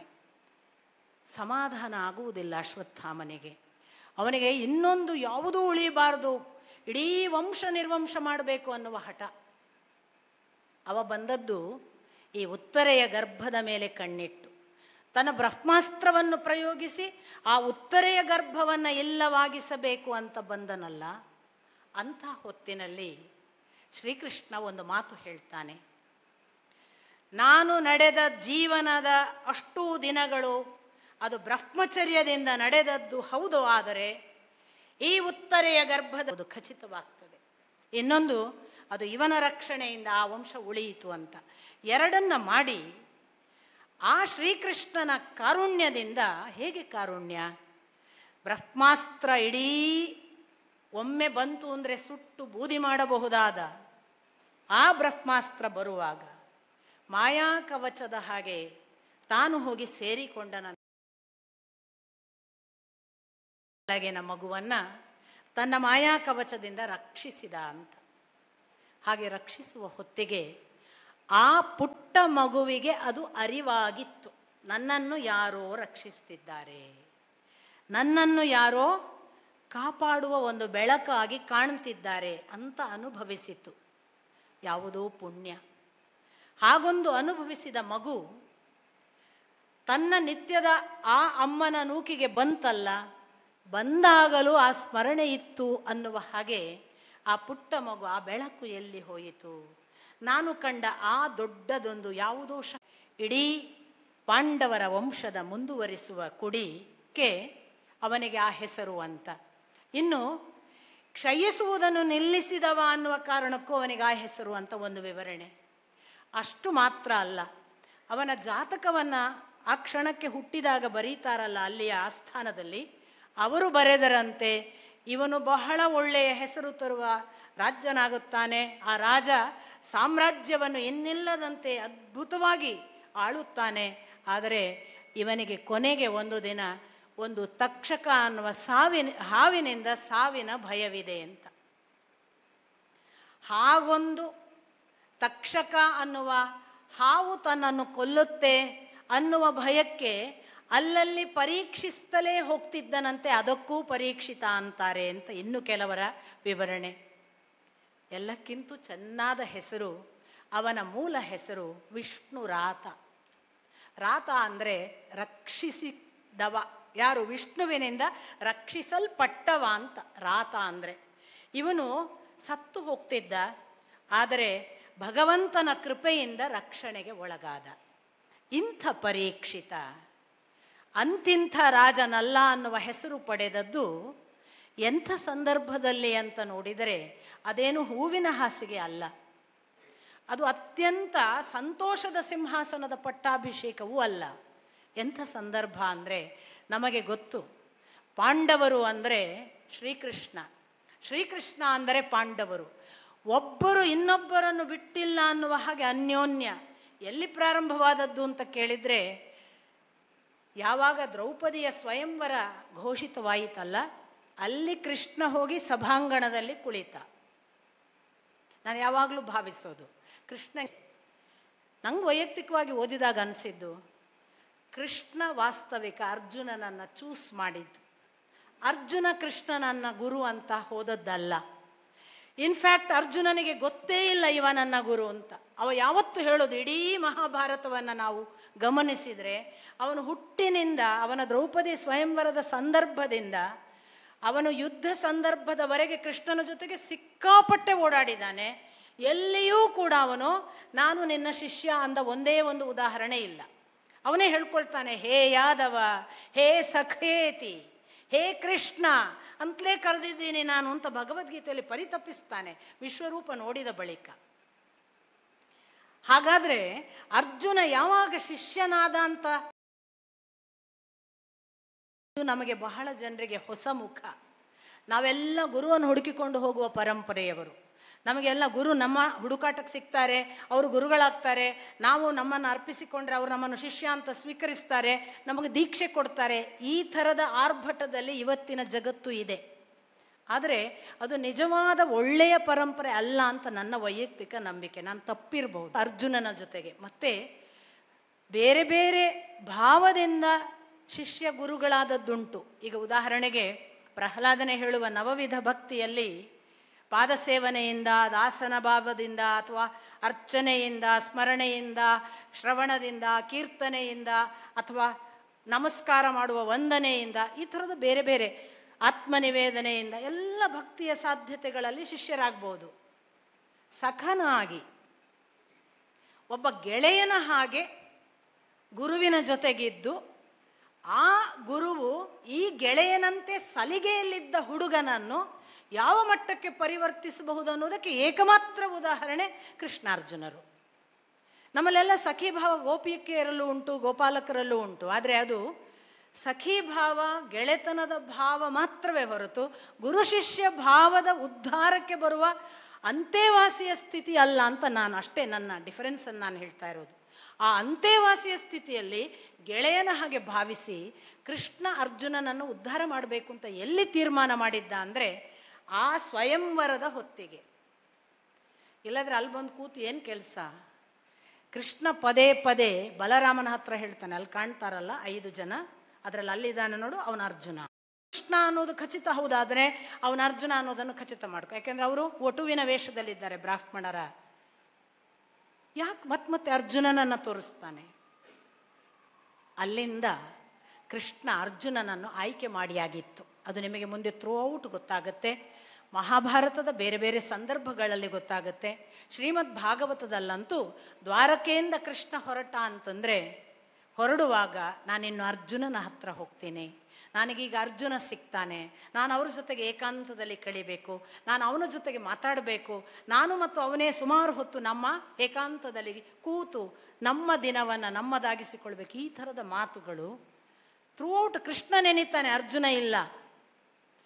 ಎಲ್ಲ ಸಂದರ್ಭಗಳಲ್ಲೂ ದ್ರೌಪದಿಯ ಸ್ವಯಂವರ ಆಯಿತು, ಪಾಶುಪತಾಸ್ತ್ರ ಆಯಿತು, ಅದು ಖಾಂಡವ ವನವನ್ನು ದಹನ ಮಾಡುವ ಸಂದರ್ಭ ಆಗಬಹುದು, ಮಹೇಂದ್ರ ಪರ್ವತಕ್ಕೆ ಹೋಗುವ ಹೊತ್ತಿರಬಹುದು, ಇಂದ್ರಕೀಲ ಪರ್ವತದಲ್ಲಿ ಇಂದ್ರನ ಸಿಂಹಾಸನದ ಪಕ್ಕಕ್ಕೆ ಕೂತ್ಕೊಂಡ ಸ್ಥಿತಿ ಇರಬಹುದು, ವಿರಾಟನ ಗೋಗ್ರಹಣ ಸಂದರ್ಭದಲ್ಲಿರ್ಬೋದು. ಎಲ್ಲೂ ಕೂಡ ನಮಗೆ ಅರ್ಜುನ ವಿರಾಟನ ಗೋಗ್ರಹಣ ಸಂದರ್ಭ ಬಿಟ್ಟರೆ ಸಿಂಹಾಸನಕ್ಕೆ ಹೋದ ಇಂದ್ರನ ಜೊತೆಗೆ ಹೋದಾಗ ಈ 2 ಸಂದರ್ಭಗಳಲ್ಲಿ ಕೃಷ್ಣ ಇಲ್ಲ. ಆದರೆ ಕೃಷ್ಣನಿಲ್ಲದೆ ಅರ್ಜುನನ ಯಾವ ನಡೆಯೂ ಇಲ್ಲ. ಅಂಥ ಅರ್ಜುನ ದ್ವಾರಕೆಗೆ ಹೊರಟ ಕೃಷ್ಣ ಹೋದ ಬಳಿಕ ಇಲ್ಲಿಂದ ಮತ್ತೆ ಹೋಗ್ತಾನೆ. ಹೋದದ್ದು ಯಾಕೆ? ಅಲ್ಲಿ ಕೃಷ್ಣನ ಜೊತೆಗೆ ಇರಬೇಕು ಅಂತ. ಆದರೆ ಇತ್ತ ಪಾಂಡವಾದಿಗಳು ಸಿಂಹಾಸನವನ್ನು ಸ್ವೀಕಾರ ಮಾಡಿ ಯುಧಿಷ್ಠಿರನ ಆಧಿಪತ್ಯದಲ್ಲಿ ಕೂತಿದ್ದಾರಲ್ಲ, ಅವರು ಒಂದು ಕಡೆ ತಮ್ಮ ಸಿಂಹಾಸನ ನಡೆಸ್ತಾ ಇದ್ದಾರೆ. ಆ ಹೊತ್ತಿಗೆ ವಿದುರ ಅನ್ನುವ ಒಬ್ಬ, ನಿಮಗೆ ಗೊತ್ತು, ಇವರ ಚಿಕ್ಕಪ್ಪ. ಈ ವಿದುರ ಧೃತರಾಷ್ಟ್ರನ ತಮ್ಮ. ಅವನು ಮೋಡ ಮುಸುಕಿದ ಹಾಗೆ ಇದೆ, ಅವನು ಪ್ರಕಟಿಸ್ತಾ ಇಲ್ಲ, ಬಂದು ಹೇಳುವ ಸ್ಥಿತಿಯಲ್ಲಿಲ್ಲ ಅವನು ಯದುಕುಲಕ್ಕೆ ಏನಾಗಿದೆ ಅಂತ. ಆದರೆ ವಿದುರ ಬಂದಾಗ ಅವನ ಮುಖದಲ್ಲಿರುವ ಭಾವ ಅದು ಪ್ರಸನ್ನವಾಗಿಲ್ಲದೆ ಇರುವುದನ್ನು ಯುಧಿಷ್ಠಿರ ಗುರುತಿಸ್ತಾನೆ. ಆದರೆ ಅಷ್ಟೇ ಅಲ್ಲ, ವಿದುರ ಒಂದು ಹಂತಕ್ಕೆ ಎಲ್ಲ ಚೆನ್ನಾಗಿದೆ ಅಂತ ಹೇಳುವ ಒಂದು ನಿಭಾಯಿಸುವ ಮಾತನ್ನಷ್ಟೇ ಆಡಿ ಯಥಾರ್ಥ ಏನೂ ಹೇಳದೆ ಧೃತರಾಷ್ಟ್ರ ಗಾಂಧಾರಿಯರನ್ನು ಒಳಗೆ ಕೂಡಿಸಿಕೊಂಡು, ನೀವು ಇನ್ನೂ ಆ ದಿನಗಳಿಂದ ಎಷ್ಟು ಕಾಡಿದ್ದೀರಿ ಪಾಂಡವರನ್ನು, ಅಂಥ ಪಾಂಡವರ ಎಲ್ಲ ಕಾಟಗಳನ್ನೂ ನೀವು ಕೊಡುವುದಕ್ಕೆ ಕಾರಣಕರ್ತರಾಗಿದ್ದೂ ಕೂಡ ಯಾವ ಪಾಪ ಪ್ರಜ್ಞೆಯೂ ಇಲ್ಲದೆ ದೇಹವನ್ನು ಪೋಷಿಸುವ ಕಾರಣಕ್ಕಾಗಿ ಇನ್ನೂ ಅವರ ಮನೆಯಲ್ಲಿ ಅವರು ಹಾಕಿದ ಅನ್ನವನ್ನು ಊಟ ಮಾಡಿಕೊಂಡಿದ್ದೀರಲ್ಲ, ನಾಚಿಕೆ ಅನ್ನಿಸುವುದಿಲ್ಲವೇ ಅಂತ ಹೇಳಿದ ಮಾತು ಮೊದಲಿನಿಂದಲೂ ಧೃತರಾಷ್ಟ್ರನಿಗೆ ವಿದುರನ ಮಾತು ಅಲ್ಟಿಮೇಟ್. ಆದರೆ ನಡೆಸಲಿಕ್ಕಾಗದೆ ಒದ್ದಾಡ್ತಿದ್ದ. ಆ ಮಾತಿಗೆ ಧೃತರಾಷ್ಟ್ರ ಗಾಂಧಾರಿ ತಾವು ಹೊರಟೇ ಬಿಡ್ತಾರೆ ವಾನಪ್ರಸ್ಥ ಆಶ್ರಮಕ್ಕೆ, ಕಾಡಿಗೆ. ಒಂದು ಕಡೆ ಹಿರಿಯರ ನಿರ್ಗಮನ, ಇತ್ತ ಯುಧಿಷ್ಠಿರನಿಗೆ ಸಾಕಷ್ಟು ಅಪಶಕುನಗಳ ಸೂಚನೆಗಳಾಗ್ತಿವೆ. ಈ ಅಪಶಕುನ ಅನ್ನೋದು ತುಂಬ ಬಾರಿ ಮಹಾಭಾರತ ಲಕ್ಷ್ಮಣನಿಗೆ, ಅತ್ತ ಸೀತೆಗೆ, ಇತ್ತ ಇಲ್ಲಿ ನೀವು ಯುಧಿಷ್ಠಿರನಂತೂ ಸಿಕ್ಕಾಪಟ್ಟೆ ಅನುಭವಿಸ್ತಾನೆ ಮಹಾಭಾರತದಾದ್ಯಂತ. ಇದೆಲ್ಲವನ್ನ ಹಾಗೆ ವೇದವ್ಯಾಸರು ದಾಖಲಿಸ್ತಾರೆ. ಅಲ್ಲಿ ಇಂಥ ಹೊತ್ತಿಗೆ ಇಂಥ ಕಾಗೆ ಈ ದಿಕ್ಕಿನಿಂದ ಆ ದಿಕ್ಕಿಗೆ ಹೋಯಿತು, ಆಗ ಅವನ ಕಣ್ಣು ಈ ಥರ ಅದುರಿತು, ಅದು ಬಲಗಣ್ಣು ಇತ್ತು, ಈ ಥರದ ಉಲ್ಲೇಖಗಳನ್ನು ಮಾಡ್ತಾರೆ. ನಾನು ಎಲ್ಲವನ್ನು ಕೂಡ ಅದು ಹೇಗಿದೆ ಹಾಗೆ ನಿಮ್ಮ ಮುಂದೆ ಪ್ರಸ್ತುತಪಡಿಸ್ತಿದ್ದೇನೆ. ಕಾರಣ ಇಷ್ಟೇ, ನನಗೆ ವೈಯಕ್ತಿಕವಾಗಿ ಏನು ನಂಬಿಕೆ ಅಂದರೆ, ಯಾವುದನ್ನು ಕೂಡ ಕಾರಣ ಇಲ್ಲದೆ ವೇದವ್ಯಾಸರಾಗಲಿ ವಾಲ್ಮೀಕಿಗಳಾಗಲಿ ದಾಖಲಿಸುವುದಿಲ್ಲ. ಅದು ನನ್ನ ವೈಯಕ್ತಿಕ ನಂಬಿಕೆ ಇರ್ಬೋದು. ನನಗೆ ವೈಯಕ್ತಿಕವಾಗಿ ಒಂದು ವಾಕ್ಯ, ಒಂದು ಶಬ್ದ ಅದಲ್ಲದೆ ಇನ್ನೊಂದನ್ನು ಹಾಕಲಾಗದ ಹಾಗೆ, ಒಂದು ಘಟನೆ ಇನ್ನೊಂದು ಘಟನೆಯ ಜೊತೆಗೆ ತರ್ಕಬದ್ಧವಾಗಿ ಸುಸೂತ್ರವಾಗಿ ಇರುವ ಹಾಗೆಯೇ ಅವರಿಬ್ಬರೂ ನೋಡ್ಕೊಂಡಿದ್ದಾರೆ.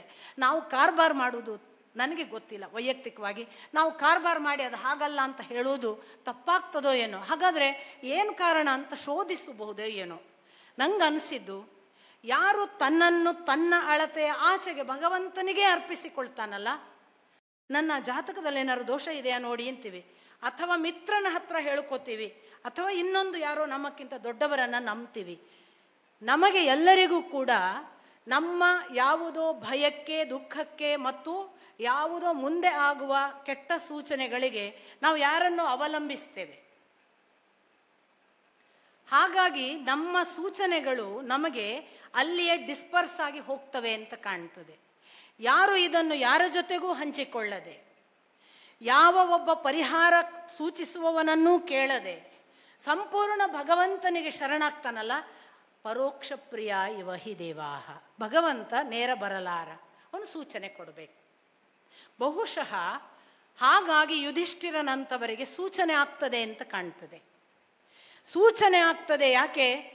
ಭಗವಂತ ನೇರ ಬಂದು ಹೇಳಲಾರ ನಿನಗೆ ಕೇಳಿದೆ ಅಂತ ಎಚ್ಚರಿಸಬೇಕು. ಹೇಗೆ? ಇಷ್ಟು ನಂಬಿದವನನ್ನು ನೋಡು, ನಿನಗೆ ಇಂತಿಂಥ ಸೂಚನೆಗಳು ಅಂತ ಏನಾದರೂ. ಅದಕ್ಕೇನೆ ರಾಮನ ಸೂಚನೆಗಳನ್ನು, ಲಕ್ಷ್ಮಣನ ಸೂಚನೆಗಳನ್ನು, ಸೀತೆಯ ಸೂಚನೆಗಳನ್ನು ಅಥವಾ ಯುಧಿಷ್ಠಿರಾದಿಗಳ ಸೂಚನೆಯನ್ನು ಆ ದಿಶೆಯಲ್ಲಿ ನಾನು ಬಹುಶಃ ಒಬ್ಬ ತನ್ನನ್ನು ಸಂಪೂರ್ಣ ಅರ್ಪಿಸಿಕೊಂಡವನಿಗೆ ಅದೊಂದೇ ದಾರಿ ಅಂತ ಕಾಣ್ತದೆ. ಇಂಥ ಸೂಚನೆಗಳಿಂದ ಯುಧಿಷ್ಠಿರ ಕಂಗಾಲಾಗಿದ್ದಾನೆ. ಇತ್ತ ಬೆಳಗು ಮುಂಜಾನೆ ನೋಡಿದರೆ ಹಿರಿಯರಿಲ್ಲ. ಸಂಜಯನ ಬಳಿ ಕೇಳಿದರೆ ಸಂಜಯ ಗೊತ್ತಿಲ್ಲ, ಅವರು ಹೊರಟು ಹೋದರು ಅನ್ನುವ ಒಂದು ಸಣ್ಣ ಸೂಚನೆಯ ಮಾತನ್ನು ಹೇಳದೆ, ಹೇಳಿದ ಹಾಗೆ ಮಾಡಿ ಸುಮ್ಮನೆ ಕೂತ್ಕೊಳ್ತಾನೆ. ಆಗ ನಾರದರು ಬರ್ತಾರೆ. ಗೊತ್ತಿಲ್ಲ, ನಾನು ಯಾವಾಗಲೂ ನಾರದರನ್ನು ಕೂಡ ನಮ್ಮ ಚಿತ್ತ ಅಂತ ಭಾವಿಸುವುದು. ಚಿತ್ತಕ್ಕೊಂದು ಅಂತರಂಗಕ್ಕೊಂದು ಸ್ಫುರಣೆ ಆಗ್ತದೆ ನೋಡಿ, ಅದು ನಾರದರು ಅಂತ ಪ್ರತೀಕವಾಗಿ, ಒಬ್ಬ ಸಾಂಕೇತಿಕವಾಗಿ, ವ್ಯಕ್ತಿ ರೂಪವಾಗಿ ಕೊಟ್ಟಿದ್ದಾರೋ ಏನೋ. ನಮಗೆ ಯಾವಾಗೆಲ್ಲ ಇದಕ್ಕೆ ಹೇಗಪ್ಪ ಉತ್ತರ ಅಂತ ಯಾವುದೇ ಪುರಾಣ ಪುರುಷರು, ವ್ಯಕ್ತಿಗಳು ಗಾಢವಾಗಿ ಯೋಚಿಸಿದಾಗ ಅಲ್ಲಿ ನಾರದರಿದ್ದಾರೆ ನೋಡಿ, ಅದು ಚಿತ್ತದ ಅಂತರಂಗ ಸ್ಫುರಣೆಯ ಪ್ರತೀಕವೇನೋ ಅಂತ ಹೋದರು ಅಂತ ವಿವರಣೆಯನ್ನು ಕೊಡ್ತಾರೆ. ಹೋಗುವುದು ಯಾಕೆ ಉಚಿತ ಅಂತಲೂ ಹೇಳ್ತಾರೆ. ಈಗ ಹೋಗಬೇಕಾದ ಸಮಯ ಅಂತಲೂ ಉಲ್ಲೇಖ ಮಾಡ್ತಾರೆ. ಅದಕ್ಕಾಗಿ ದುಃಖಿಸಬೇಡ ಅಂತಲೂ ಯುಧಿಷ್ಠಿರನನ್ನು ಎಚ್ಚರಿಸ್ತಾರೆ. ಮತ್ತೆ ಇದು ಹೀಗೆ ನಡೆಯಬೇಕಾದದ್ದು ಅಂತ ಒಪ್ಪಿಸ್ತಾರೆ. ಇದು ಒಬ್ಬ ದೊಡ್ಡವರು ಬಂದು ಸಿದ್ಧ ಮಾಡಿದ ಸ್ಥಿತಿ ಯುಧಿಷ್ಠಿರನನ್ನು. ಇಷ್ಟು ಸಿದ್ಧನಾದ ಯುಧಿಷ್ಠಿರ ಮುಂದೆ ಅದಕ್ಕೆ ಸಿದ್ಧನಾದ ಅನ್ನುವುದರೊಳಗಾಗಿ ಬಂದವ ಅರ್ಜುನ. ಅರ್ಜುನ ಹೇಗಿದ್ದ? ಯಾವ ಕಾಲಕ್ಕೂ ಕೂಡ ಮಹಾಪರಾಕ್ರಮಿ, ಶೂರ, ಸದಾ ತೇಜಸ್ವಿ, ಸಾತ್ವಿಕ, ಎಂದೂ ಸುಳ್ಳಾಡದ ಮಹಾಸತ್ಯವಾನ್, ಪ್ರಾಮಾಣಿಕ. ಅಂಥ ಅರ್ಜುನ ದುಃಖಿತನಾಗಿ ಯಾಕೆ ಬಂದ? ಮುಖ ನೋಡಿದರೆ ಕಳೆಗುಂದಿದೆ, ಯಾವ ಪ್ರಸನ್ನ ಭಾವವಿಲ್ಲ. ಹೋಗಿ ಬಂದದ್ದು ಕೃಷ್ಣನ ಹತ್ತಿರ, ಬರುವ ಮುಖದಲ್ಲಿ ಯಾವ ಕೃಷ್ಣನ ಜೊತೆಗಿದ್ದ ಒಂದೇ ಒಂದು ಸೂಚನೆ ಇಲ್ಲ. ಯಾಕೆ ಹೀಗಿದ್ದಾನೆ? ಯಥಾ ಪ್ರಕಾರ ಯುಧಿಷ್ಠಿರ ಪ್ರಶ್ನಿಸ್ತಾನೆ, ಯಾಕೆ ನಿನ್ನ ಮುಖದಲ್ಲಿ ಮೊದಲಿನ ಪ್ರಸನ್ನತೆ ಕಾಣುವುದಿಲ್ಲ? ನೀನು ಯಾರಿಂದಲಾದರೂ ಸೋತೆಯ? ಯಾರಾದರೂ ನಿನಗೆ ಅವಮಾನ ಮಾಡಿದರಾ? ಯಾರಾದರೂ ನಿನ್ನ ಜೊತೆಗೆ ನಡೆಸುವ ಕ್ರಿಯೆಗಳನ್ನು ನಡೆಸಿದರಾ? ಅಥವಾ ನಿನಗೇನಾದರೂ ಅಪಚಾರವಾಯಿತಾ? ನೀನು ಭಾವಿಸಿದ್ದು ಸಾಧ್ಯವಾಗದೆ ನಿನಗೆ ಸೋಲಿನ ಅನುಭವವಾಯಿತಾ? ನೀನು ಯಾವ ಕಾರಣಕ್ಕೆ ಹೀಗಿದ್ದಿ? ನೀನು ಹೋಗಿ ಬಂದ ಯದುವಂಶ ಸುಖವಾಗಿದೆಯಾ? ಯದುವಂಶದ ಎಲ್ಲರೂ ನಿನ್ನ ಜೊತೆಗೆ ಚೆನ್ನಾಗಿದ್ದರ? ಯಾರಾದರೂ ನಿನ್ನ ಜೊತೆಗೆ ನಿನಗೆ ಸೇರದ ರೀತಿಯಲ್ಲಿ ವರ್ತಿಸಿದರ? ಹೀಗೆಲ್ಲ ಯುಧಿಷ್ಠಿರ ಒಂದು ಮಗುವನ್ನು ಪ್ರಶ್ನಿಸಿದ ಹಾಗೆ ಪ್ರಶ್ನಿಸ್ತಾನೆ. ಆಗ ಅರ್ಜುನನ ಮಾತು, ಆ ಮಾತಿನ ಆರಂಭವೇ ನಮಗೆ ಗೊತ್ತುಪಡಿಸುವುದು, ಅಲ್ಲಿವರೆಗೆ ನಮಗೆ ಗೊತ್ತಿಲ್ಲ ಶ್ರೀಕೃಷ್ಣನ ಮಹಾಪ್ರಸ್ಥಾನ ಆಗಿದೆ ಅಂತ. ವಿದುರನ ಮಾತು ಕೂಡ ವೇದವ್ಯಾಸರು ಮುಚ್ಚಿಡುತ್ತಾರೆ. ವಿದುರನ ಮಾತಿನಲ್ಲಿ ಹೇಳ್ತಾರೆ, ಯುಧಿಷ್ಠಿರನಿಗೆ ಯದುವಂಶ ಮುಕ್ತಾಯವಾದದ್ದನ್ನಾಗಲಿ ಶ್ರೀಕೃಷ್ಣ ಮಹಾಪ್ರಸ್ಥಾನ ಮಾಡಿದ್ದನ್ನಾಗಲಿ ಹೇಳಬಾರದು ಎಂದು ವಿದುರನ್ನಾಗಿ ಮಾಡಿ ಹೋಗಿದ್ದಾನೆ ಅಣ್ಣ.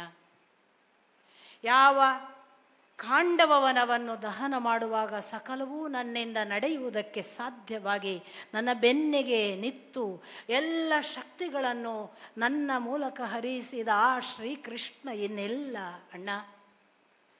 ನನ್ನ ಕೈಯಲ್ಲಿ ಸಕಲ ಶಸ್ತ್ರಾಸ್ತ್ರಗಳಿದ್ದರೂ ಕೂಡ ಶಸ್ತ್ರಾಸ್ತ್ರಗಳೇ ಇಲ್ಲದ ಒಬ್ಬ ನಿರ್ವೀರ್ಯನ ಹಾಗೆ ಸೋತು ಹೋದ ಒಬ್ಬ ದುರ್ಬಲ ವ್ಯಕ್ತಿಯನ್ನಾಗಿ ಮಾಡಿ ಆ ಶ್ರೀಕೃಷ್ಣ ನನ್ನನ್ನು ಬಿಟ್ಟು ಹೋದ ಅಣ್ಣ. ಯದುವಂಶದ ಸಕಲರೂ ಒಂದು ಮದ್ಯ ಪೇಯವನ್ನು ಕುಡಿದು ವಾರುಣಿ ಎನ್ನುವ ಪೇಯದ ಮೂಲಕ ತಮ್ಮ ಪ್ರಜ್ಞೆ ಕಳೆದುಕೊಂಡು ಸಾಕ್ಷಾತ್ ತಾವೇ ಹೊಡೆದಾಡಿ ತಾವು ಇನ್ನು ಇಲ್ಲವಾಗಿ ಕುಸಿದು ಬೀಳುವ ಹೊತ್ತಿಗೆ ಅತ್ತ ಶ್ರೀಕೃಷ್ಣ ಕೂಡ ನಮ್ಮನ್ನು ಅಲ್ಲಿಯೇ ನಮಗೆ ಯಾರೂ ಗತಿ ಇಲ್ಲದಂತೆ ಅಡ್ಡಿ ಮಾಡಿದಾಗಲೂ ಅವರ ಮೇಲೆ ದಾಳಿ ಮಾಡಿದಾಗಲೂ ನಾನು ಅವರನ್ನು ಹೊಡೆದಾಡಿ ಸೋಲಿಸಬೇಕು ಎಂದು ಹೊರಟರೆ ನನ್ನ ಪಾಶುಪತಾಸ್ತ್ರವೂ ಕೂಡ ಅದರ ಮುಂದೆ ಯಾವ ಕೆಲಸವನ್ನೂ ಮಾಡದೆ ಆ ದರೋಡೆಕೋರರ ಮುಂದೆ ನಾನು ಸೋತು ಹೋದೆ ಕೃಷ್ಣ.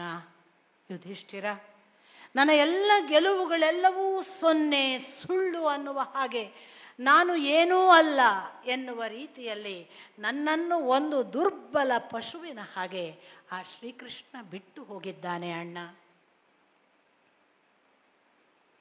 ಇಡೀ ಶ್ರೀಮದ್ ಭಾಗವತ ಪ್ರಾರಂಭ ಆಗೋದು ನಾವು ನಂಬಿದ ಮಹಾ ಭಗವತ್ ತತ್ವವೊಂದು ಈ ಭೂಮಿಯ ಮೇಲೆ ನಿರಂತರವಾಗಿ ನಮ್ಮ ಜೊತೆಗೆ ಓಡಾಡಿ ನಮಗೆಲ್ಲ ಬಲ ಕೊಟ್ಟು, ನಾನು ನಿಮ್ಮ ಜೊತೆಗಿದ್ದೇನೆ ಅನ್ನುವ ಭರವಸೆ ಕೊಟ್ಟು, ನಮ್ಮೊಂದಿಗೆ ನನ್ನಂತೆಯೇ ಬದುಕಬಲ್ಲ ಒಂದು ಶಕ್ತಿ ಅನ್ನುವ ಎಲ್ಲ ವಿಶ್ವಾಸ ಕೊಟ್ಟು ಅಷ್ಟು ಆಪ್ತ ಭಾವ ಬೆಳೆಸಿ ಏಕಾಏಕಿ ಒಗೆದು ಹೋಯಿತು ಅರ್ಜುನನನ್ನು. ಬರೇ ಅರ್ಜುನನನ್ನಲ್ಲ, ಒಂದು ಯುದ್ಧ ಮುಗಿದ ನಂತರ ಧರ್ಮ ಸ್ಥಾಪನೆ ಆಯಿತು ಅಂತಾದ ತಕ್ಷಣ ಭಗವಂತ ಹೀಗೆ ಹೊರಟು ಹೋಗ್ತಾನೆ. ಭಗವಂತ ಬೇಕು ಅಂತ ನಮಗನ್ನಿಸಿದರೂ ಅವನು ತನ್ನ ಕರ್ತವ್ಯ ಆದ ಮೇಲೆ ನಿಲ್ಲೋದಿಲ್ಲ. ಇಡೀ ಪಾಂಡವರ ವಂಶ ಯಾವ ಒಂದು ಅಧಿಕಾರವೋ, ಯಾವುದೊಂದು ಮೋಸಕ್ಕೋ, ಯಾವುದೊಂದು ದೌರ್ಜನ್ಯಕ್ಕೋ, ಯಾವ ಒಂದು ದುರ್ಯೋಧನನ ಅತಿಕ್ರಮಣಕ್ಕೋ ಪ್ರಬಲವಾಗಿ ತಾವು ಪ್ರತಿಸ್ಪರ್ಧಿಗಳಾಗಿ ನಿಲ್ಲದಿದ್ದರೂ ಕೂಡ ನಿಲ್ಲುವಂತೆ ಮಾಡಿಸಿ ಅವರು ಕೊನೆಯವರೆಗೂ ನಿಲ್ಲುವ ಅಪೇಕ್ಷೆ ಇರಲಿಲ್ಲ. ನಿಮಗೆ ಗೊತ್ತು, ಯುಧಿಷ್ಠಿರನಂತೂ ನನಗೆ 4 ಕುಶಸ್ಥಲ, ವೃಕಸ್ಥಲ ಮುಂತಾದ 4 ಗ್ರಾಮ ಸಾಕು, 5ನೇದ್ದು ದುರ್ಯೋಧನನ ಇಚ್ಛೆ, ನನಗೆ ಶಾಂತಿ ಬೇಕು ಅಂದ. ಸಾಕ್ಷಾತ್ ಭೀಮ ಶಾಂತಿ ಸಂಧಾನ ಮಾಡಿಕೋಬಾ ಅಂದ ಕೃಷ್ಣನ ಹತ್ತಿರ. ಸ್ವತಃ ಅರ್ಜುನ ಅಣ್ಣನ ಮಾತಿಗೆ ನನ್ನ ವಿರೋಧವಿಲ್ಲ, ಶಾಂತಿಯೇ ಆಗಲಿ, ಅದು ಬಿಟ್ಟರೆ ನಿನ್ನ ಮಾತು ಹೇಗೋ ಹಾಗೆ ಅಂದ ಕೃಷ್ಣನಿಗೆ. ನೀವು ನೋಡಿದರೆ ನಕುಲ ಕೂಡ ನನಗೆ ಯುದ್ಧ ಬೇಡ ಶಾಂತಿ ಬೇಕು ಅಂದಾಗ, ಯಾಕಪ್ಪ ನಿನ್ನಂಥ ನೀನು ಕೂಡ ಶಾಂತಿಯನ್ನು ಕೇಳುತ್ತಿ ಅಂದಾಗ ನಕುಲ ಹೇಳಿದ, 13 ವರ್ಷ 12 ವರ್ಷದ ವನವಾಸ, 1 ವರ್ಷದ ಅಜ್ಞಾತವಾಸದ ಬಳಿಕ ತುಂಬ ಪರಿವರ್ತಿತರಾಗಿದ್ದೇವೆ, ತುಂಬ ಬದಲಾವಣೆ ಆಗಿದೆ ನಮ್ಮಲ್ಲಿ. ದುರ್ಯೋಧನನೂ 13 ವರ್ಷದಲ್ಲಿ ಬದಲಾಗಿರಬಹುದು, ಒಂದು ಅವಕಾಶ ಕೊಡು ಕೃಷ್ಣ ಅಂದ. ಸಹದೇವ ಒಬ್ಬನೇ ಯುದ್ಧ ಬೇಕು ಅಂದವ. ಯುದ್ಧವೇ ಪರಿಹಾರ ಅಂದಾಗ ಅದಕ್ಕೆ ಧ್ವನಿಗೂಡಿಸಿದವ ಸಾತ್ಯಕಿ ಮತ್ತು ದ್ರೌಪದಿ. ಇಂಥ ಯಾರೂ ಬೇಡವಂದ ಯುದ್ಧವನ್ನು ಮಾಡಿಸಿಯೇ ಸಿದ್ಧನಾದವ ದುರ್ಯೋಧನ. ಕೇಡುಗಾಲ ಪರಾಕಾಷ್ಠೆಗೆ ಹೋದರೆ ಕೇಡು ಇಂಥದೊಂದು ಪರ್ಯವಸಾನದ ಮೂಲಕವೇ ಮುಕ್ತಾಯ ಆಗಬೇಕು. ಅದು ಕೇಡಿನಿಂದಲೇ ಪ್ರಚೋದಿತವಾಗತ್ತೆ. ನಾವು ಬೇಡ ಅಂದರೂ ಕೂಡ ಕೇಡು ಬಿಡಲ್ಲ ನೋಡಿ. ಕೇಡಿಗರೇ ಎದ್ದು ನಿಂತು ಯುದ್ಧ ಬೇಕು ಅನ್ನುವ ಹಾಗೆ ಪ್ರಚೋದಿಸಿ ಕೇಡಿಗರ ನಾಶಕ್ಕೆ ಆ ಯುದ್ಧ. ಒಳಿತಿನವರಿಗೆ ಏನೂ ಆಗೋದಿಲ್ಲ. ಆ ಥರದ ಒಂದು ಭರವಸೆಯ ಹಾಗೆ ಭಗವಂತ ಪಾಂಡವರ ಜೊತೆಗಿದ್ದವ, ಇದ್ದಕ್ಕಿದ್ದವ ಹಾಗೆ ಇಲ್ಲವಾದನಲ್ಲ. ಇಡೀ ಮಹಾಭಾರತದ ಅಷ್ಟೂ ಭಗವತ್ ಸೂತ್ರವನ್ನು ಗಮನಿಸಿದರೆ ಯಾವ ಮುಕ್ತಾಯ ಆದ ಮೇಲೆ ಭಗವಂತ ತಾನು ನಮ್ಮನ್ನು ಆ ಕತ್ತಲಲ್ಲಿ, ಆ ಕಠೋರ ಸ್ಥಿತಿಯಲ್ಲಿ, ಆ ದುಃಖದಲ್ಲಿ ಹಾಕಿಯೇ ನಿರ್ಗಮಿಸ್ತಾನೆ. ಯಾಕೆಂದರೆ ಅವನು ಯಾರಿಗೂ ಕೂಡ ಎಚ್ಚರಿಸಲಿಕ್ಕೇ ಬರುವವನು. ಕೇಡಿಗರನ್ನು ನಾಶ ಮಾಡಿದ ನಂತರವೂ ಕೂಡ ಒಳಿತಿನವರ ಜೊತೆಗೆ ಶಾಶ್ವತವಾಗಿ ನಿಮ್ಮ ರಕ್ಷಣೆ ಮಾಡಿಕೊಂಡು ನಾನಿರುವುದಿಲ್ಲ, ನಮ್ಮ ರಕ್ಷಣೆಯ ಹೊಣೆಯನ್ನು ನಮ್ಮ ಮೇಲೆಯೇ ಬಿಟ್ಟು, ಅಥವಾ ಹೀಗೆಲ್ಲ ಒಳಿತಿನ ನಾಶಕ್ಕೆ ಕಾರಣವಾಗುವ ಯುದ್ಧಗಳ ಬೆನ್ನು ಹತ್ತಿದರೆ ಒಳಿತಿನ ಪರಿಣಾಮ ಕೂಡ ದುಃಖದಲ್ಲಿ ಪರ್ಯವಸನ ಆಗ್ತದೆ ಅನ್ನುವುದನ್ನೂ ಹೇಳಿ ಹೋದವ ಶ್ರೀಕೃಷ್ಣ. ಎಂಥ ಒಳಿತನ್ನು ಅನುಭವಿಸ್ತೇವೆ ಅಂತ ಹೊರಟವರಿಗೆ ಶ್ರೀಕೃಷ್ಣ ಕೊಟ್ಟ ಪಾಠ ಯಾವುದು ಅಂದರೆ, ನಾನು ಯುದ್ಧ ಮುಗಿದ ನಂತರ ನಿಮ್ಮ ಜೊತೆ ಗೆಲ್ಲುವುದಿಲ್ಲ, ನೆನಪಿಟ್ಟುಕೊಳ್ಳಿ. ಯುದ್ಧ ಮುಗಿದ ನಂತರ ನಮ್ಮ ಹಣೆ ಬರಹ ಯಾವುದು? ಅದೇ ಕಲಿಯುಗದ ಪ್ರವೇಶ. ಕೃಷ್ಣನ ಅವಸಾನ ಅಂದರೆ ಭಗವಂತನಿಲ್ಲದ ಕಲಿಪ್ರವೇಶ. ಕಲಿಪ್ರವೇಶ ಆದದ್ದರ ಸೂಚನೆಯೇ ಅರ್ಜುನನಂಥ ವೀರ ಕೂಡ ಕೃಷ್ಣನ ಅನುಪಸ್ಥಿತಿಯಲ್ಲಿ ಸೋತು ಹೋದ. ಸಾಕ್ಷಾತ್ ಒಬ್ಬನೇ ವಿರಾಟನ ಗೋಗ್ರಹಣ ಸಂದರ್ಭದಲ್ಲಿ ಯಾವ ಪರಿ ಗೆದ್ದಿದ್ದಾನೆ ಯೋಚನೆ ಮಾಡಿ. ಯಾವ ಪರಿ ಯಾಕೆ ಗೆದ್ದ? ಕೃಷ್ಣ ನಮಗೆ ಕಾಣಲಿಲ್ಲ. ಅನುಪಸ್ಥಿತ ಭಕ್ತನ ಜೊತೆಗೆ ಯಾವತ್ತೂ ಕೂಡ ಭಗವಂತ ಅನುಪಸ್ಥಿತನಾಗಿಯೇ ಕಾಯ್ತಾನೆ. ಆ ಮಟ್ಟಕ್ಕೆ ಕಾದಿದ್ದ. ಆದ್ದರಿಂದ ಗೋಗ್ರಹಣ ಗೆದ್ದಿತು. ಇಲ್ಲಿ ಏನು ಸೂಚನೆ ಕೊಟ್ಟ? ನಿಮ್ಮ ಒಳಿತಿನ ಕಾಲವೂ ಮುಗಿಯಿತು. ಕೆಡುಕಿಗೆ ಕಾಲವಿದ್ದ ಹಾಗೆ ಒಳಿತಿಗೂ ಒಂದು ಅವಸಾನದ ಕಾಲವಿದೆ. ನೀವು ನಿಮ್ಮ ದಾರಿ ನಡೆಯಿರಿ. ನಿರ್ಗಮಿಸಿದನಲ್ಲ, ಎಂಥ ಕೃಷ್ಣ! ಯಾವ ಮಟ್ಟಕ್ಕೆ ಇದ್ದಂತಹ ಕೃಷ್ಣ! ಇಡೀ ಶ್ರೀಮದ್ ಭಾಗವತ ಮತ್ತು ಮಹಾಭಾರತ ತೆರೆದಿಡುವ ಕೃಷ್ಣನನ್ನು ನೋಡಿದರೆ ಅರ್ಜುನನ ಮಾತು ಕೇಳಿದವರಿಗೆ ದುಃಖ ಆಗದೇ ಇರೋದಿಲ್ಲ.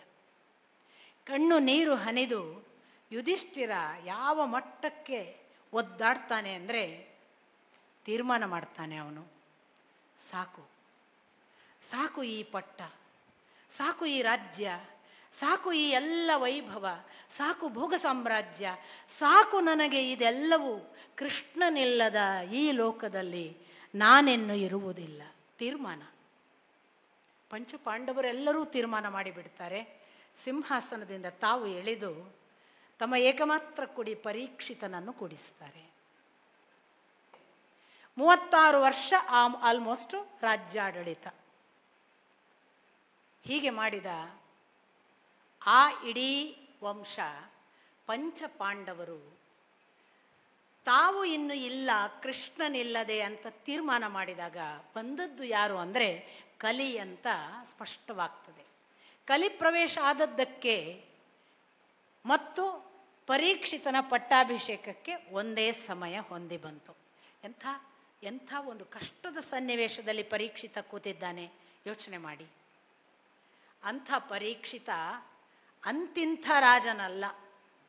ಅವನ ಆಡಳಿತ ಎಂಥ ಎಂಥ ಉತ್ತಮ ಹಂತದಲ್ಲಿತ್ತು ಅಂತಂದರೆ, ಜಗತ್ತು ಪಾಂಡವರನ್ನು ಮರೆಯಿತು, ಪರೀಕ್ಷಿತನನ್ನು ಮರೆಯಲ್ಲ ಅನ್ನುವ ಹಾಗಿತ್ತಂತೆ. ಪಾಂಡವರನ್ನೇ ನಾವು ಮರೆಯೋಕ್ಕೆ ಸಾಧ್ಯ ಇಲ್ಲ, ಪರೀಕ್ಷಿತ ಅವರನ್ನು ಮೀರಿಸುವ ಹಾಗೆ ರಾಜ್ಯಭಾರ ಕೊಟ್ಟಿದ್ದಾನೆ ಅಂತ ಕೊಂಡಾಡ್ತಿದ್ದಂತಹ ಕಾಲಘಟ್ಟ. ಅಂಥ ಹೊತ್ತಿನಲ್ಲಿ ಪರೀಕ್ಷಿತ ಮಹಾಸಾತ್ವಿಕ, ಎಲ್ಲ ಒಳಿತುಗಳ ದೊರೆ, ಸಕಲವನ್ನೂ ಕೆಡುಕಿನಿಂದ ದಾಟಿಸಬೇಕು ಅಂತ ಪ್ರತಿ ಪ್ರಜೆಯ ಕಷ್ಟ ಸುಖ ಕಾಲಘಟ್ಟದಲ್ಲಿ ಅವನಿಗೆ ಒಂದು ಸೂಚನೆ ಆಯ್ತಂತೆ, ಕಲಿಪುರುಷ ಬಂದಿದ್ದಾನೆ, ಪರೀಕ್ಷೆ ಮಾಡಿ ಬಾ ಅಂತ. ಇದು ನಮ್ಮ ಕಾಲ. ಕೃಷ್ಣ ಹೋದದ್ದೇ ನಮ್ಮ ಕಾಲ, ನಮ್ಮ ದುರದೃಷ್ಟ. ಕೃಷ್ಣ ಇರುವಾಗ ಕೃಷ್ಣನ, ಅದಕ್ಕೆ ಹರಿಯ ನಾಮ ಒಂದು ಸಿಕ್ಕಿತು ಇನ್ನೇನು ಅಂತ ಒಂದು ಹಾಡು ಬರೆದ್ರಲ್ಲ ಪುರಂದರದಾಸರು, ಅದೊಂದು ಸಿಕ್ಕರೆ ಸಾಕು ಈ ಕಾಲಕ್ಕೆ ಅಂತ. ದಯವಿಟ್ಟು ನನ್ನನ್ನು ತಪ್ಪು ಭಾವಿಸಬಾರ್ದು. ಕೃಷ್ಣ ಅಂದಾಗ ನೀವು ಒಂದು ಆಕಾರ, ವಿಷ್ಣು ಅಂದಾಗ ವಿಷ್ಣು ಅನ್ನುವ ಆ ಆಕಾರ, ಆ ವಿಷ್ಣು ಮತ್ತು ನಾರಾಯಣ ಮತ್ತು ಅದಕ್ಕೆ ಸಂಬಂಧಪಟ್ಟದ್ದೇ ಈ ಅವತಾರ ಅಂತ ಭಾವಿಸದ ಹಾಗೆ ನಾನಂತೂ ಅದನ್ನು ಭಗವತ್ ತತ್ವ ಅಂತ ಭಾವಿಸ್ತೇನೆ. ಎಲ್ಲರನ್ನು ಆಕರ್ಷಿಸುವ ಒಂದು ಸುಪ್ರೀಂ ಎನರ್ಜಿ, ಕರ್ಷತಿ ಇತಿ ಕೃಷ್ಣ ಅಂತ ಭಾವಿಸಿದರೆ, ಜಗತ್ತಿನ ಇತರ ಎಲ್ಲ ವಿಚಾರಗಳಲ್ಲಿ ಮುಳುಗಿ ಮೈ ಮರೆತ ಸಂದರ್ಭದಲ್ಲಿ ಯಾವುದೋ ಒಂದು ನಿರಂತರವಾಗಿ ಸೆಳೀತದಲ್ಲ, ಇದಲ್ಲ ಕಣಯ್ಯ, ಇದಲ್ಲ ಬದುಕು, ಇದರ ಆಚೆಗೊಂದಿದೆ, ಯಾಕೆ ಮೈ ಮರ್ತಿದ್ದಿ, ಬಾ ಬಾ ಅಂತ ಯಾವುದೋ ಒಂದು ಹೇಳುತ್ತಲ್ಲ, ಆ ಥರದ ಆಕರ್ಷಣೆಯನ್ನು ಉಂಟು ಮಾಡುವ ಯಾವ ಶಕ್ತಿ ಇದೆಯಲ್ಲ ಅದೆಲ್ಲವೂ ಶ್ರೀಕೃಷ್ಣ. ಅದಕ್ಕೆ ಹೆಸರು ಕೃಷ್ಣ ಅಂದಾಗ ದಯವಿಟ್ಟು ಕೃಷ್ಣನೇ ಅನ್ನುವ ಆಕಾರವೇ ಬೇಕಾಗಿಲ್ಲ. ನಮ್ಮನ್ನು ನಿರಂತರವಾಗಿ ಭಗವತ್ ತತ್ವವಾಗಿ ಯಾವ ಆಕಾರದಲ್ಲಿ ನಿಮ್ಮನ್ನು ಸೆಳೀತದೋ ಅದೆಲ್ಲವೂ ಅದು ಭಗವತ್ ತತ್ವ, ಅದು ಸುಪ್ರೀಂ ಎನರ್ಜಿ. ಆ ಸುಪ್ರೀಂ ಎನರ್ಜಿ ನಮ್ಮನ್ನೆಲ್ಲ ಪಾರ್ಟಿಕಲ್ಸ್, ನಾವೆಲ್ಲ ಈ ಸುಪ್ರೀಂ ಎನರ್ಜಿಯ ಪಾರ್ಟಿಕಲ್ಸ್ ಆದ ನಾವಿದ್ದೇವಲ್ಲ ಜೀವಾಂಶರು, ಈ ಜೀವಾಂಶಗಳನ್ನು ಆ ಸುಪ್ರೀಂ ಎನರ್ಜಿ ಇಂದಲ್ಲ ನಾಳೆ ಮನೆಗೆ ಬಾ ಅಂತ ಹೇಳ್ತಾ ಇರುತ್ತೆ. ನಮಗೆ ಗೊತ್ತಿಲ್ಲ ಯಾಕೆ ಮನೆಗೆ ಹೋದಾಗ ಖುಷಿಯಾಗೋದು. ನಿಮಗೆ ನಾನು ಪದೇ ಪದೇ ಈ ಪ್ರಶ್ನೆ ಕೇಳಿದ್ದೇನೆ ಬೇರೆ ಬೇರೆ ಕಡೆ. ನಾನು ಒಂದು ದಿನ ನಿಮಗೆ ಹೇಳಿದೆ ಅಂತ ಇಟ್ಕೊಳ್ಳಿ, ನಾನು 1 ಕೋಟಿ ಕೊಡ್ತೇನೆ, ನಿಂಗೆ ಎಷ್ಟು ಬೇಕೋ ಅಷ್ಟು ತಿರುಗಾಡಿ ಬಾ ಅಂತ ನಾನು ನಿಮಗೆ ಒಂದು ಆಫರ್ ಕೊಡ್ತೀನಿ. ನೀವು 1 ಕೋಟಿಯಲ್ಲಿ ಇನ್ನಿಲ್ಲದಂತೆ ಎಲ್ಲ ವಿದೇಶ ಎಲ್ಲ ಸುತ್ತಾಡ್ಕೊಂಡು ಖುಷಿ ಪಡ್ತೀರಿ. 4 ತಿಂಗಳಲ್ಲಿ ವಾಪಸ್ ಬಂದ್ರಿ. ನಾನು ಹೇಳಿದೆ ಇನ್ನೂ 2 ಕೋಟಿ ಕೊಡ್ತೇನೆ, ತಿರುಗಾಡಿ ಬಾ. ಅವನು ಜೀವಾಂಶನಲ್ಲ. ನೀನು ಎಷ್ಟೇ ಫ್ರೀ ಕೊಡಪ್ಪ, ಎಷ್ಟೇ ತಿರುಗಾಡಿಸು, ಎಷ್ಟೇ ನೋಡಿಸು, ನನಗೊಮ್ಮೆ ಮನೆಗೆ ಹೋಗಬೇಕು ಅನ್ನಿಸಿದೆ.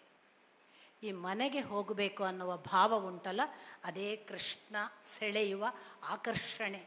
ಅದೇ ಜೀವಾಂಶನಿಗೆ ಎಷ್ಟು ದಿನ ಆಟ ಆಡ್ತಿ, ಪೆವಿಲಿಯನಿಗೆ ಬರಲ್ವಾ, ಎಷ್ಟು ಸೆಂಚುರಿ ಹೊಡೆದ್ರೆ ಏನು, ಎದುರು ಪಾರ್ಟಿ ಸೋತ ಮೇಲೆ ನೀನು ನಾಟ್ ಔಟ್ ಆದರೂ ಬರಬೇಕಲ್ಲ ಪೆವಿಲಿಯನಿಗೆ, ನೀನು ಕ್ರೀಸಲ್ಲೇ ಇರಕ್ಕೆ ಸಾಧ್ಯನಾ, ಒಮ್ಮೆ ಪೆವಿಲಿಯನ್ ಕಡೆಗೆ ಮುಖ ಮಾಡಲ್ಲ ಅಂತ ನೆನಪಿಸುವ ಶಕ್ತಿ, ಅದನ್ನು ಕೃಷ್ಣ ತಾನು ಹೋಗಿ ಮಾಡಿತ್ತು.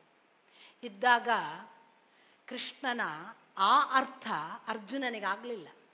ನಿಮಗೆ ಗೊತ್ತು, ಭಗವದ್ಗೀತೆಯನ್ನು ಅಷ್ಟು ಉಪದೇಶ ಕೇಳಿದ ಕೃಷ್ಣ ಅಶ್ವಮೇಧಿಕ ಪರ್ವದಲ್ಲಿ ನನಗೆ ಆ ದಿವಸ ನೀನೇನೋ ಯುದ್ಧರಂಗದಲ್ಲಿ ಏನೋ ಹೇಳಿದ್ಯಲ್ಲ, ಅದೆಲ್ಲ ಮರ್ತು ಹೋಗಿದೆ, ಪುನಃ ಹೇಳು ಅಂತಾನೆ.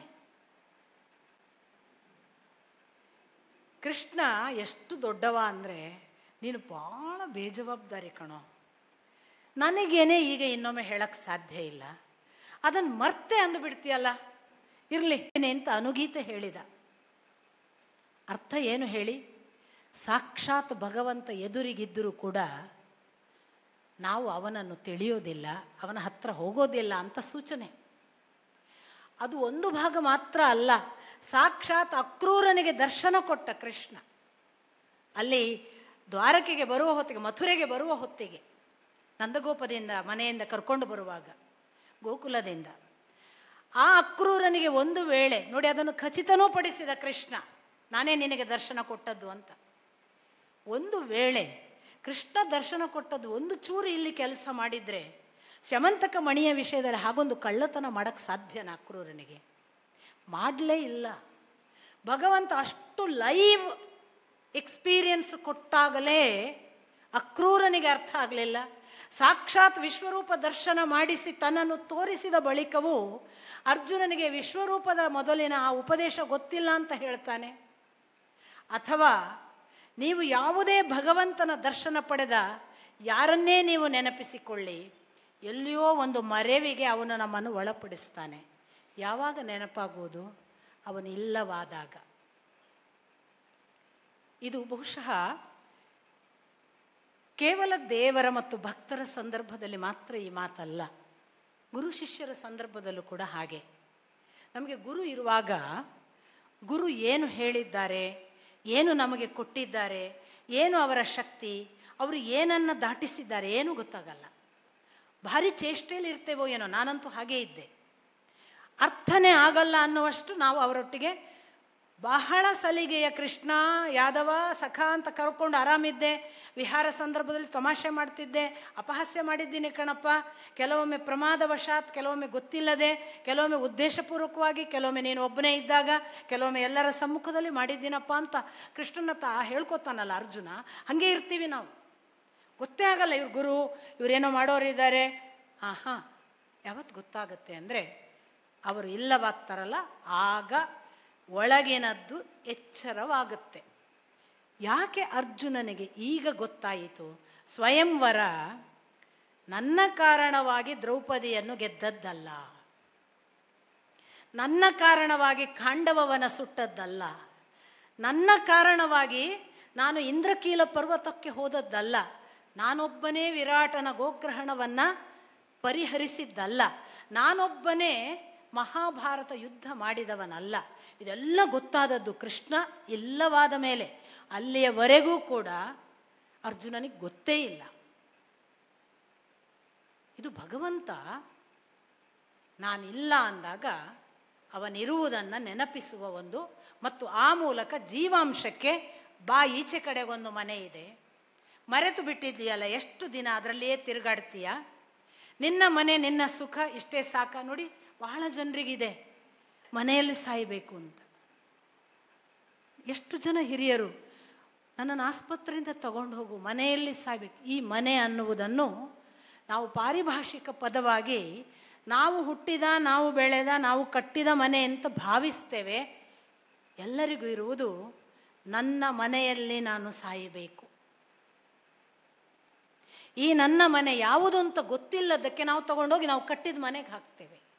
ಈ ನಮ್ಮ ಮನೆ ಆ ಭಗವಂತನ ಮನೆ ಅಂತ ಗೊತ್ತಾದವರು ಮಾಂ ಏವ ಏಷ್ಯಸಿ ಅಂತ ಅಂಥದ್ದೊಂದು ಸ್ಥಿತಿ ತಲುಪಿ ಒಂದೇ ಸಮನೆ ದುಃಖಿಸುವಾಗ ಅದರ ಪೂರ್ಣ ಪ್ರಮಾಣದ ಮೌನ ಪರಿಣಾಮ ಆದದ್ದು ಯುಧಿಷ್ಠಿರನಿಗೆ. ಅವನು ಏನು ಹೇಳಲ್ಲ, ಅವನಿಷ್ಟೇ ಹೇಳ್ತಾನೆ, ಕೃಷ್ಣನಿಲ್ಲದ ಈ ಲೋಕ ನನಗೆ ಬೇಡ, ಕೃಷ್ಣನಿಲ್ಲದ ಈ ವೈಭವ ಬೇಡ, ಕೃಷ್ಣನಿಲ್ಲದ ರಾಜ್ಯ ಸಿಂಹಾಸನ ಬೇಡ, ಕೃಷ್ಣನಿಲ್ಲದ ಅಧಿಕಾರ ಬೇಡ, ಕೃಷ್ಣನಿಲ್ಲದ ಯಾವ ಸಂಪತ್ತೂ ಬೇಡ, ನಾನು ಹೊರಡುತ್ತೇನೆ ಅಂತ ಹೊರಡ್ತಾನೆ. ಹಾಗೆ ಸ್ವರ್ಗಾರೋಹಣ.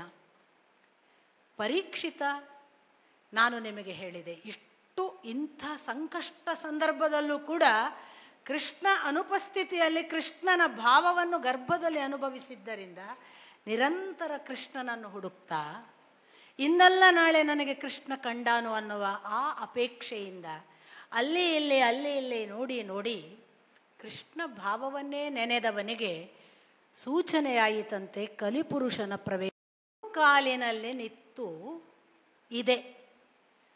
ಅದನ್ನೊಬ್ಬ ವೃಷಲ ರಾಜರ್ಷಿ ಕೋಲು ತೆಗೆದುಕೊಂಡು ಹೊಡೆಯುತ್ತಿದ್ದಾನೆ. ಆ ವೃಷಭದ ಎದುರಿಗೆ ಅಳುತ್ತಿರುವ ಗೋವು ಇದೆ. ಎಲ್ಲ ಸಂಕೇತಗಳನ್ನು ಗಮನಿಸಬೇಕು. ಈ ವೃಷಲ ಹೊಡೆಯುತ್ತಿದ್ದಾನೆ, ಅದನ್ನು ದೂರದಲ್ಲಿ ನಿಂತು ಪರೀಕ್ಷಿತ ನೋಡ್ತಿದ್ದಾನೆ. ರಾಜಧರ್ಮ, ಪ್ರತಿಯೊಬ್ಬ ಪ್ರಜೆಗೂ ಕೂಡ ಅನ್ಯಾಯ ಆದರೆ ರಾಜ ರಕ್ಷಿಸಬೇಕು. ಆ ರಾಜ ರಕ್ಷಣೆಯ ಹೊಣೆಯನ್ನು ಪರೀಕ್ಷಿತ ಹೊತ್ತಿದ್ದಾನೆ. ಇತ್ತ ಈ ಕಡೆ ಮಾತುಕತೆ ನಡೆದಿದೆ ವೃಷಭ ಮತ್ತು ಗೋವಿನದ್ದು. ಗೋವನ್ನು ವೃಷಭ ಕೇಳ್ತಾನೆ, ಯಾಕೆ ಅಳ್ತಿದೀಯಾ, ಏನಾಗಿದೆ ಅಂತ ಅಳ್ತಿ, ನಿನ್ನ ಕಣ್ಣಲ್ಲಿ ನೀರು ಯಾಕೆ, ನಾನು ವೃಷಭ ಒಂದೇ ಕಾಲಲ್ಲಿ ನಿತ್ತ ನನ್ನ ಸ್ಥಿತಿಯನ್ನು ನೋಡಿ ಅಳ್ತಿದ್ದೀಯಾ. ಆಗ ಇಲ್ಲ, ನನಗೆ ಗೊತ್ತಾಗ್ತಿಲ್ಲ, ನೀನು ಒಂದು ಕಾಲು ಯಾಕೆ, ನೀನು 4 ಕಾಲಿನಲ್ಲಿ ಇರಬೇಕಿತ್ತಲ್ಲ ಅಂತ ಕೇಳುತ್ತೆ ಗೋ. ಆಗ ವೃಷಭ ಹೇಳುತ್ತೆ, ಹೌದು, ನನಗೆ ಹುಟ್ಟುತ್ತಾ 4 ಕಾಲೇ ಇತ್ತು ಆರಂಭದಲ್ಲಿ, ಒಂದೊಂದು ಯುಗ ಮುಗೀತಾ, ಕೃತ, ತ್ರೇತ, ದ್ವಾಪರ ಮುಗಿಯಿತಲ್ಲ, ಒಂದೊಂದು ಯುಗಕ್ಕೆ ಒಂದೊಂದು ಕಾಲು ಕಳೆದು ಹೋಯಿತು. ಶುಚಿತ್ವ, ತಪಸ್ಸು, ದಯೆ, ಸತ್ಯ, ಇವು ನನ್ನ 4 ಕಾಲುಗಳು. ಇವತ್ತು ತಪಸ್ಸು ಹೋಯಿತು, ಶುಚಿತ್ವ ಹೋಯಿತು, ಅದರ ಪರಿಣಾಮವಾಗಿ ದುಃಖವಾಗ್ತಿದೆ ಅಂತ ಈ ಗೋವು ತನ್ನ ದುಃಖವನ್ನು ವ್ಯಕ್ತಪಡಿಸುತ್ತೆ. ಪೃಥು ಚರಿತ್ರೆಯಲ್ಲಿ, ಸಾಕ್ಷಾತ್ ಶ್ರೀಕೃಷ್ಣ ಅವತಾರದ ಪೂರ್ವ ಸ್ಥಿತಿಯಲ್ಲಿ ಮತ್ತು ಇಲ್ಲಿ ಭೂಮಿಯನ್ನು ರೆಪ್ರೆಸೆಂಟ್ ಮಾಡುವುದು ಗೋವು, ನೆನಪಿಟ್ಟುಕೊಳ್ಳಿ. ಗೋವಿಗೆ ದುಃಖವಾದರೆ ಭೂಮಿಯ ದುಃಖ ಅಂತ ಅಲ್ಲಿ ಬರುತ್ತೆ ಸಂದರ್ಭಗಳು. ಗೋವಿಗೆ ಭಾರವಾಗಿದೆ ಅಂದರೆ ಭೂಮಿ ಭಾರವಾಗಿದೆ ಅಂತ ಅರ್ಥ ಅಂತ ಶ್ರೀಕೃಷ್ಣ ಅವತಾರದ ಪೂರ್ವದಲ್ಲಿ ಬ್ರಹ್ಮನ ಹತ್ರ ಹೋಗುವುದು ಭೂಮಿ ಗೋವಿನ ರೂಪದಲ್ಲಿ. ಯಾಕೆ ಬಂದಿದ್ದಿ ಅಂತ ಕೇಳುವಾಗ ಭೂಮಿಯ ಭಾರ ತಡೆದುಕೊಳ್ಳಿಕ್ಕಾಗೋದಿಲ್ಲ ಅಂತ ಹೇಳುವುದು ಈ ಗೋವು. ಭೂಮಿ ಹೋಗುವುದು ಗೋವಿನ ರೂಪದಲ್ಲಿ. ಪೃಥು ತಾನು ರಾಜನಾದಾಗ ಇಡೀ ಭೂಮಿ ಕ್ಷಾಮದಲ್ಲಿ ಒಳಗೊಂಡಿರ್ತದೆ. ಈ ಕ್ಷಾಮ ಯಾಕೆ ಉಂಟಾಯಿತು ಅಂತ ನೋಡಿದಾಗ ಭೂಮಿ ಗೋವಿನ ರೂಪದಲ್ಲಿ ಓಡುತ್ತೆ. ಪೃಥು ಅದನ್ನು ತನ್ನ ಬಾಣದ ಮೂಲಕ ನಿಲ್ಲಿಸಿ, ಯಾಕೆ ಓಡ್ತಿ, ಏನು ತೊಂದರೆ ಎಂದಾಗ ಅದು ತನ್ನ ಕ್ಷಾಮಕ್ಕೆ ಕಾರಣ ಹೇಳುತ್ತೆ. ಪೃಥುವಿನ ಮೊದಲು ಇದ್ದ ವೇನ ಎಷ್ಟು ತೊಂದರೆ ಕೊಟ್ಟಿದ್ದ, ಅದಕ್ಕೆ ಬರಗಾಲ ಬಂದಿದೆ ಅಂತ. ಇಲ್ಲಿ ಇಡೀ ಕಲಿಯುಗದ ಭೂಮಿ ಅಳುತ್ತಿದೆ. ಭೂಮಿ ಅಳುವುದನ್ನು ರೆಪ್ರೆಸೆಂಟ್ ಮಾಡುವುದು ಮತ್ತೆ ಗೋವು. ವೇದ ಕಾಲದಿಂದ ಗೋವು ಮತ್ತು ಭೂಮಿಯನ್ನು ಸಮೀಕರಿಸ್ತಾರೆ. ಭೂಮಿ ಚೆನ್ನಾಗಿರುವುದು ಅಂದರೆ ಗೋವು ಚೆನ್ನಾಗಿರಬೇಕು. ಗೋವು ಕೆಟ್ಟಿದೆ, ಗೋವಿನ ಅವಸ್ಥೆ ಹೀನಾಯಾಗಿದೆ ಅಂದರೆ ಭೂಮಿಯ ಅವಸ್ಥೆ ಕೆಟ್ಟಿದೆ, ಹೀನಾಯಾಗಿದೆ ಅಂತ ಅರ್ಥ. ಇಂಥ ಎಲ್ಲ ಸೂಚನೆಗಳನ್ನು ಕೊಡುವ ಹಾಗೆ ಅಲ್ಲಿ ಗೋವು ಅಳುತ್ತೆ. ಆಗ ಪರೀಕ್ಷಿತ ಎಂಥ ರಾಜನಂದರೆ ಆ ಕಲಿಪುರುಷನನ್ನು ತನ್ನ ಬಾಣಗಳಿಂದ ಕೊಲ್ಲಕ್ಕೆ ಹೊರಡ್ತಾನೆ. ನೀನು ಒಂದರೆ ಕ್ಷಣ ಅದು ಒಂದು ಪ್ರಾಣಿ ಇರಬಹುದು, ನನ್ನ ರಾಜ್ಯದ್ದು, ನನ್ನ ದೇಶದ ಒಂದು ಪ್ರಾಣಿ ಕೂಡ ಕಷ್ಟಕ್ಕೆ ಒಳಗಾಗಲಿಕ್ಕೆ ನಾನು ಬಿಡೋದಿಲ್ಲ. ಅದು ಒಂದು ವೃಷಭ ಇರಬಹುದು, ನಾನು ಆ ವೃಷಭದ ದುಃಖ ಕೂಡ ನನ್ನ ದುಃಖ, ನಿನ್ನನ್ನು ನಾನು ಮುಗಿಸ್ತೇನೆ ಅಂತ ಹೊರಡ್ತಾನೆ. ನಿಮಗೆ ಗೊತ್ತು, ಭಾರತೀಯ ಪರಂಪರೆಯ ಯುದ್ಧ ಪರಂಪರೆಯಲ್ಲಿ ಶರಣಾಗತರಾದರೆ ಬಿಡಬೇಕು. ಶರಣಾಗತರಾದವರ ಮೇಲೂ ಯುದ್ಧ ಹಾಕುವುದು ನಾವು ಮಾತ್ರ, ನಪುಂಸಕರು, ಹೇಡಿಗಳು. ಶರಣಾಗತನಾದವನನ್ನು ಅವನು ಹೇಗಿದ್ರೂ ಬಿಡಬೇಕು. ಅವನು ಕಾಲಿಗೆ ಬಿದ್ದು ಕ್ಷಮೆ ಕೇಳಿದ್ದಾನೆ, ನನ್ನ ನೀನೇ ರಕ್ಷಿಸಬೇಕು ಅಂತ ಬೇಡಿಕೊಂಡಿದ್ದಾನೆ ಅಂತಂದರೆ ಹೆಣ್ಣಿರಲಿ ಗಂಡಿರಲಿ, ಅವನು ಮಹಾಯೋಧ ಇರಲಿ ಶತ್ರು ಇರಲಿ, ಒಪ್ಪಿಕೊಳ್ಳಬೇಕು. ಇದರ ಅಪಾಯಗಳು ಇನ್ನೊಂದು ಮುಖವಾಗಿ ನಾವು ನೋಡ್ತೇವೆ. ಶರಣಾಗತನಾದದ್ದಕ್ಕೆ ಯಾರನ್ನೋ ಬಿಟ್ಟರೆ ಮುಂದೆ ಬಂದು ಬೆನ್ನಿಗೆ ಇರಿದ ಕಥೆಗಳು ನಮಗೆ ನಮ್ಮ ಇತಿಹಾಸದ ಬಹಳ ಪೂರ್ವದ ಹಳೆಯ ಕಥೆ ಅಲ್ಲ, ನಮ್ಮ ಇತಿಹಾಸದಲ್ಲೇ ಆದದ್ದು ಗೊತ್ತಿದೆ. ಪೃಥ್ವಿರಾಜ್ ಚೌಹಾಣ್ ಶರಣಾಗತನಿಗೆ ರಕ್ಷಣೆ ಕೊಡಬೇಕು ಅನ್ನುವ ಭಾರತೀಯ ಧರ್ಮ ಪರಂಪರೆಯನ್ನು ಕಾದದ್ದಕ್ಕೆ ಏನಾಯಿತು? ನಾವೇನು ಹೇಳೋದು? ಅವ್ರು ಹಾಗಿದ್ದಾರೆ, ಅದರಿಂದ ನಾವು ಹೀಗಾಗೋಣ. ನನ್ನ ಧಾಟಿ ಇದಕ್ಕಿಂತ ಭಿನ್ನ. ಅವ್ರು ಹಾಗೇ ಇರಲಿ, ನಾವು ಹೀಗೇ ಇರಬೇಕು. ನಮ್ಮ ಧರ್ಮದ ಸತ್ವ ಅದು. ನಮ್ಮ ಧರ್ಮವನ್ನು ಅವರಂತೆ ಮಾಡಿದರೆ ನಮಗೂ ಅವರಿಗೂ ಏನು ವ್ಯತ್ಯಾಸ? ನಾವು ಇನ್ನೊಬ್ಬ ರಾಕ್ಷಸ ಕುಲ ಆಗಬೇಕಾ? ನಾವು ಇನ್ನೊಬ್ಬ ಸಾತ್ವಿಕತೆಯನ್ನು ಕಳಕೊಂಡ ತಾಮಸಕ್ಕೆ ಹೋಗಬೇಕಾ? ಯೋಚನೆ ಮಾಡಬೇಕು. ಸತ್ತರೆ ಸಾಯಲಿ ಅಂದಾಗ ಸಂಖ್ಯೆಯಿಂದ ದೇಹಗಳು ಇಲ್ಲವಾಗಬಹುದು. ನೀನು ನನ್ನನ್ನೇ ಸೇರುತ್ತಿ ಅನ್ನುವ ಭಗವಂತನ ವಾಕ್ಕಾಗಲಿ, ನಿಮಗೆ ಕಷ್ಟ ಬಂದರೆ 3 ದಾರಿ ಅಂತ ವೇದವ್ಯಾಸರು ಸ್ಪಷ್ಟವಾಗಿ ಋಷಿಮುನಿಗಳ ಘಟನೆಯನ್ನೇ ಇಟ್ಟು ಹೇಳ್ತಾರೆ. ಸಂದರ್ಭ ಬಂತು, ಬದುಕಲಾಗದ ಸ್ಥಿತಿ ಋಷಿಗಳಿಗೆ ಸಾತ್ವಿಕರಿಗೆ ನಿರ್ಮಾಣವಾಯಿತು ಎಂದಾದರೆ ಎಲ್ಲ ಪುರಾಣಗಳ ಅಂತ ಎಲ್ಲ ಋಷಿಮುನಿಗಳನ್ನು, ದೇವಪೂಜಕರನ್ನು, ಸಾಧಕರನ್ನು, ದೇವರ ದಾರಿ ನಡೆಯುವ ಭಕ್ತರನ್ನು ನಿರ್ವಂಶ ಮಾಡಿ ಅನ್ನುವುದೇ ಅವನ ಆಜ್ಞೆ. ಅಷ್ಟು ಹೇಳಿ ಅವನು ತಪಸ್ಸಿಗೆ ಹೋಗಿರುವುದು. ಇದನ್ನು ನಡೆಸ್ತಾ ಇದ್ರು ಹಿರಣ್ಯಕಶಿಪುವಿನ ಇಡೀ ಸೇನೆ. ಆ ಹೊತ್ತಿನಲ್ಲಿ, ಅಂಥ ಹೊತ್ತು ಮತ್ತು ಬೇರೆ ಬೇರೆ ಸಂದರ್ಭಗಳಲ್ಲಿ ವೇದವ್ಯಾಸರು ಹೇಳೋದು 3 ದಾರಿ. ಒಂದು, ಎಲ್ಲಿ ಸಾಧ್ಯವೋ ಅಲ್ಲಿ ಗೌಪ್ಯವಾಗಿ ಅಡಗಿಕೊಳ್ಳಿ, ಕಾಲ ಒಂದು ಮರಳಿ ಬರುತ್ತದೆ, ಮರಳಿ ಬನ್ನಿ. ಎರಡನೇದು ಅವ್ರು ಹೇಳೋದು, ಸಾಧ್ಯವಾದರೆ ಆ ಒಂದು ಸಂದರ್ಭದಲ್ಲಿ ಸಾವಿಗೆ ಸಿದ್ಧರಾಗಿ ಕೈ ಎತ್ತಿ ಹೇಳಿ, ನಿನಗೆ ಶರಣಾಗುವುದಿಲ್ಲ, ಭಗವಂತನಿಗೆ ಶರಣಾಗುತ್ತೇನೆ, ಸಾಯಿರಿ. ಮೂರನೆಯದ್ದು ಕೃಷ್ಣ ಹೇಳ್ತಾನೆ, ಹೇಡಿಗಳ ದಾರಿ ಅಥವಾ ವೇದವ್ಯಾಸರು ಹೇಳೋದು, ಹೋಗಿ ಅವರಿಗೆ ಬದುಕಿಗಾಗಿ ಶರಣಾಗಿ ಅವರ ದಾರಿ ಹಿಡಿಯಿರಿ. 3 ಸಾಧ್ಯತೆಗಳು ನಮ್ಮ ಮುಂದೆ ಇವೆ. 3 ಸಾಧ್ಯತೆಗಳಲ್ಲಿ ಯಾವುದನ್ನು ನಡೀತೇವಲ್ಲ ಅದರ ಮೇಲಿಂದ ಪರಿಣಾಮ. ಇದು ಎಲ್ಲ ಕಾಲಕ್ಕೂ ಇತ್ತು. ಸುರಾಸುರರು ಅಮೃತ ಮಥನ ಮಾಡುವುದಕ್ಕೆ ಪೂರ್ವದಲ್ಲೂ ಇದೇ ಅವಸ್ಥೆ. ಬಲಿಚಕ್ರವರ್ತಿ ಪ್ರಬಲವಾದಾಗಲೂ ಇದೇ ಅವಸ್ಥೆ. ಆ ನಂತರದ ಬೇರೆ ಬೇರೆ ಸುರಾಸುರರ ಕಥೆಗಳು ನಿಮಗೆ ಎಲ್ಲ ಸಂದರ್ಭಗಳಲ್ಲೂ ಕೂಡ ಇದನ್ನೇ ಸೂಚ್ಯವಾಗಿ ವೇದವ್ಯಾಸರು ಹೇಳ್ತಾರೆ.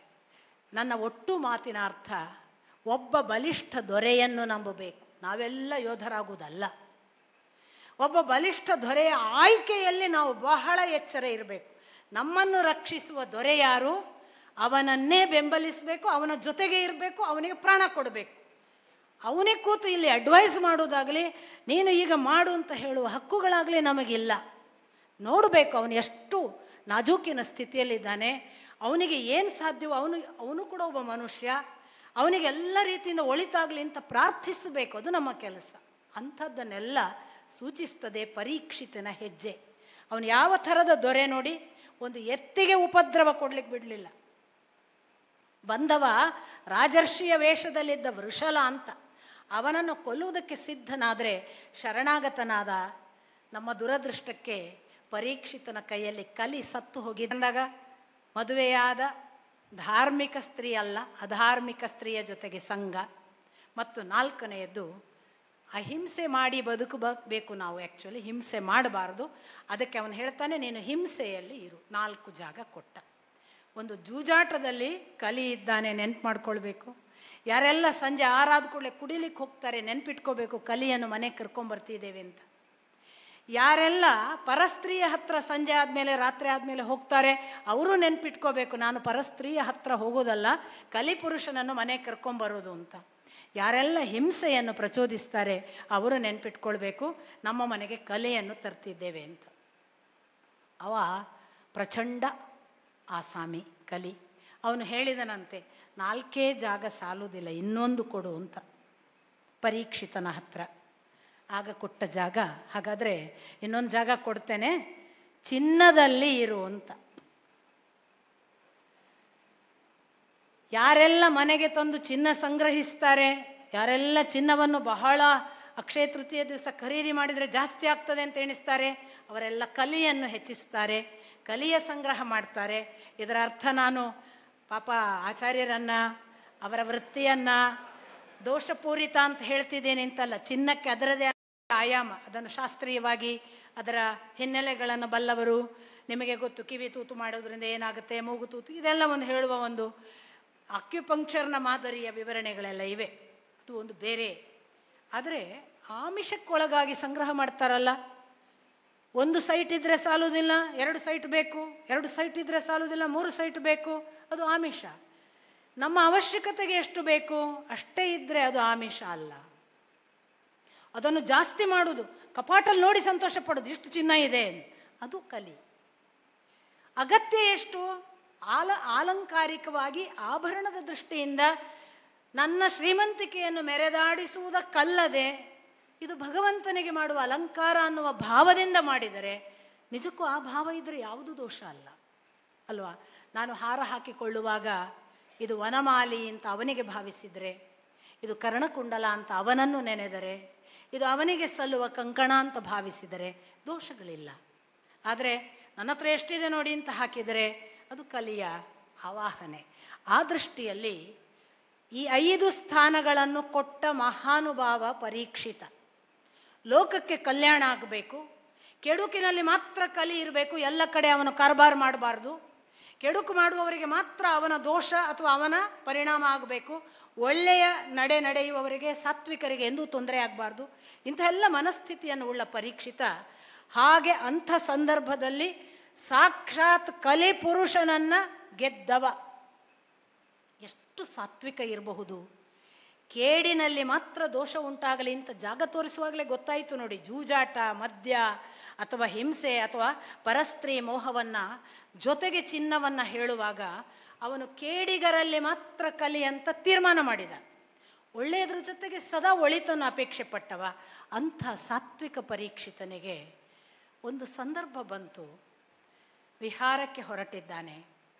ಆ ವಿಹಾರದ ಹೊತ್ತಿನಲ್ಲಿ ಅವನಿಗೆ ಕಾಣಿಸಿದ್ದು ಒಂದು ಜಿಂಕೆ. ಜಿಂಕೆಯ ಬೆನ್ನಟ್ಟಿದವರ ಕಥೆ ಏನಾಗ್ತದೆ ಅದು ಎಲ್ಲ ರಾಜರ ಕಥೆ. ಅದು ಜಿಂಕೆ ಒಂದು ನೆಪ, ಅವರ ಮುಕ್ತಾಯ ಅದು ಜೀವಕ್ಕೆ ಸಂಬಂಧಪಟ್ಟ ಮುಕ್ತಾಯ ಆಗಿದೆ. ಅಂಥದ್ದೊಂದು ಪರೀಕ್ಷಿತನ ಅಂತ್ಯಕ್ಕೆ ಕಾರಣವಾದ ಜಿಂಕೆಯ ಬೇಟೆ ಎಲ್ಲಿಗೆ ಹೋಯಿತು, ಯಾವ ಸಾವಿನ ಭಯ ಹುಟ್ಟಿಸಿತು, ಯಾಕೆ ಸಾವನ್ನು ನಾವೀಗ ಅನುಸಂಧಾನ ಮಾಡಬೇಕು, ಆ ಅನುಸಂಧಾನವೇ ಶ್ರೀಮದ್ ಭಾಗವತದ ಅನಾವರಣ ಅನ್ನುವುದನ್ನೆಲ್ಲ ನಾಳೆಯ ದಿನ ಮತ್ತೆ ನೋಡೋಣ. ನಮಸ್ಕಾರ.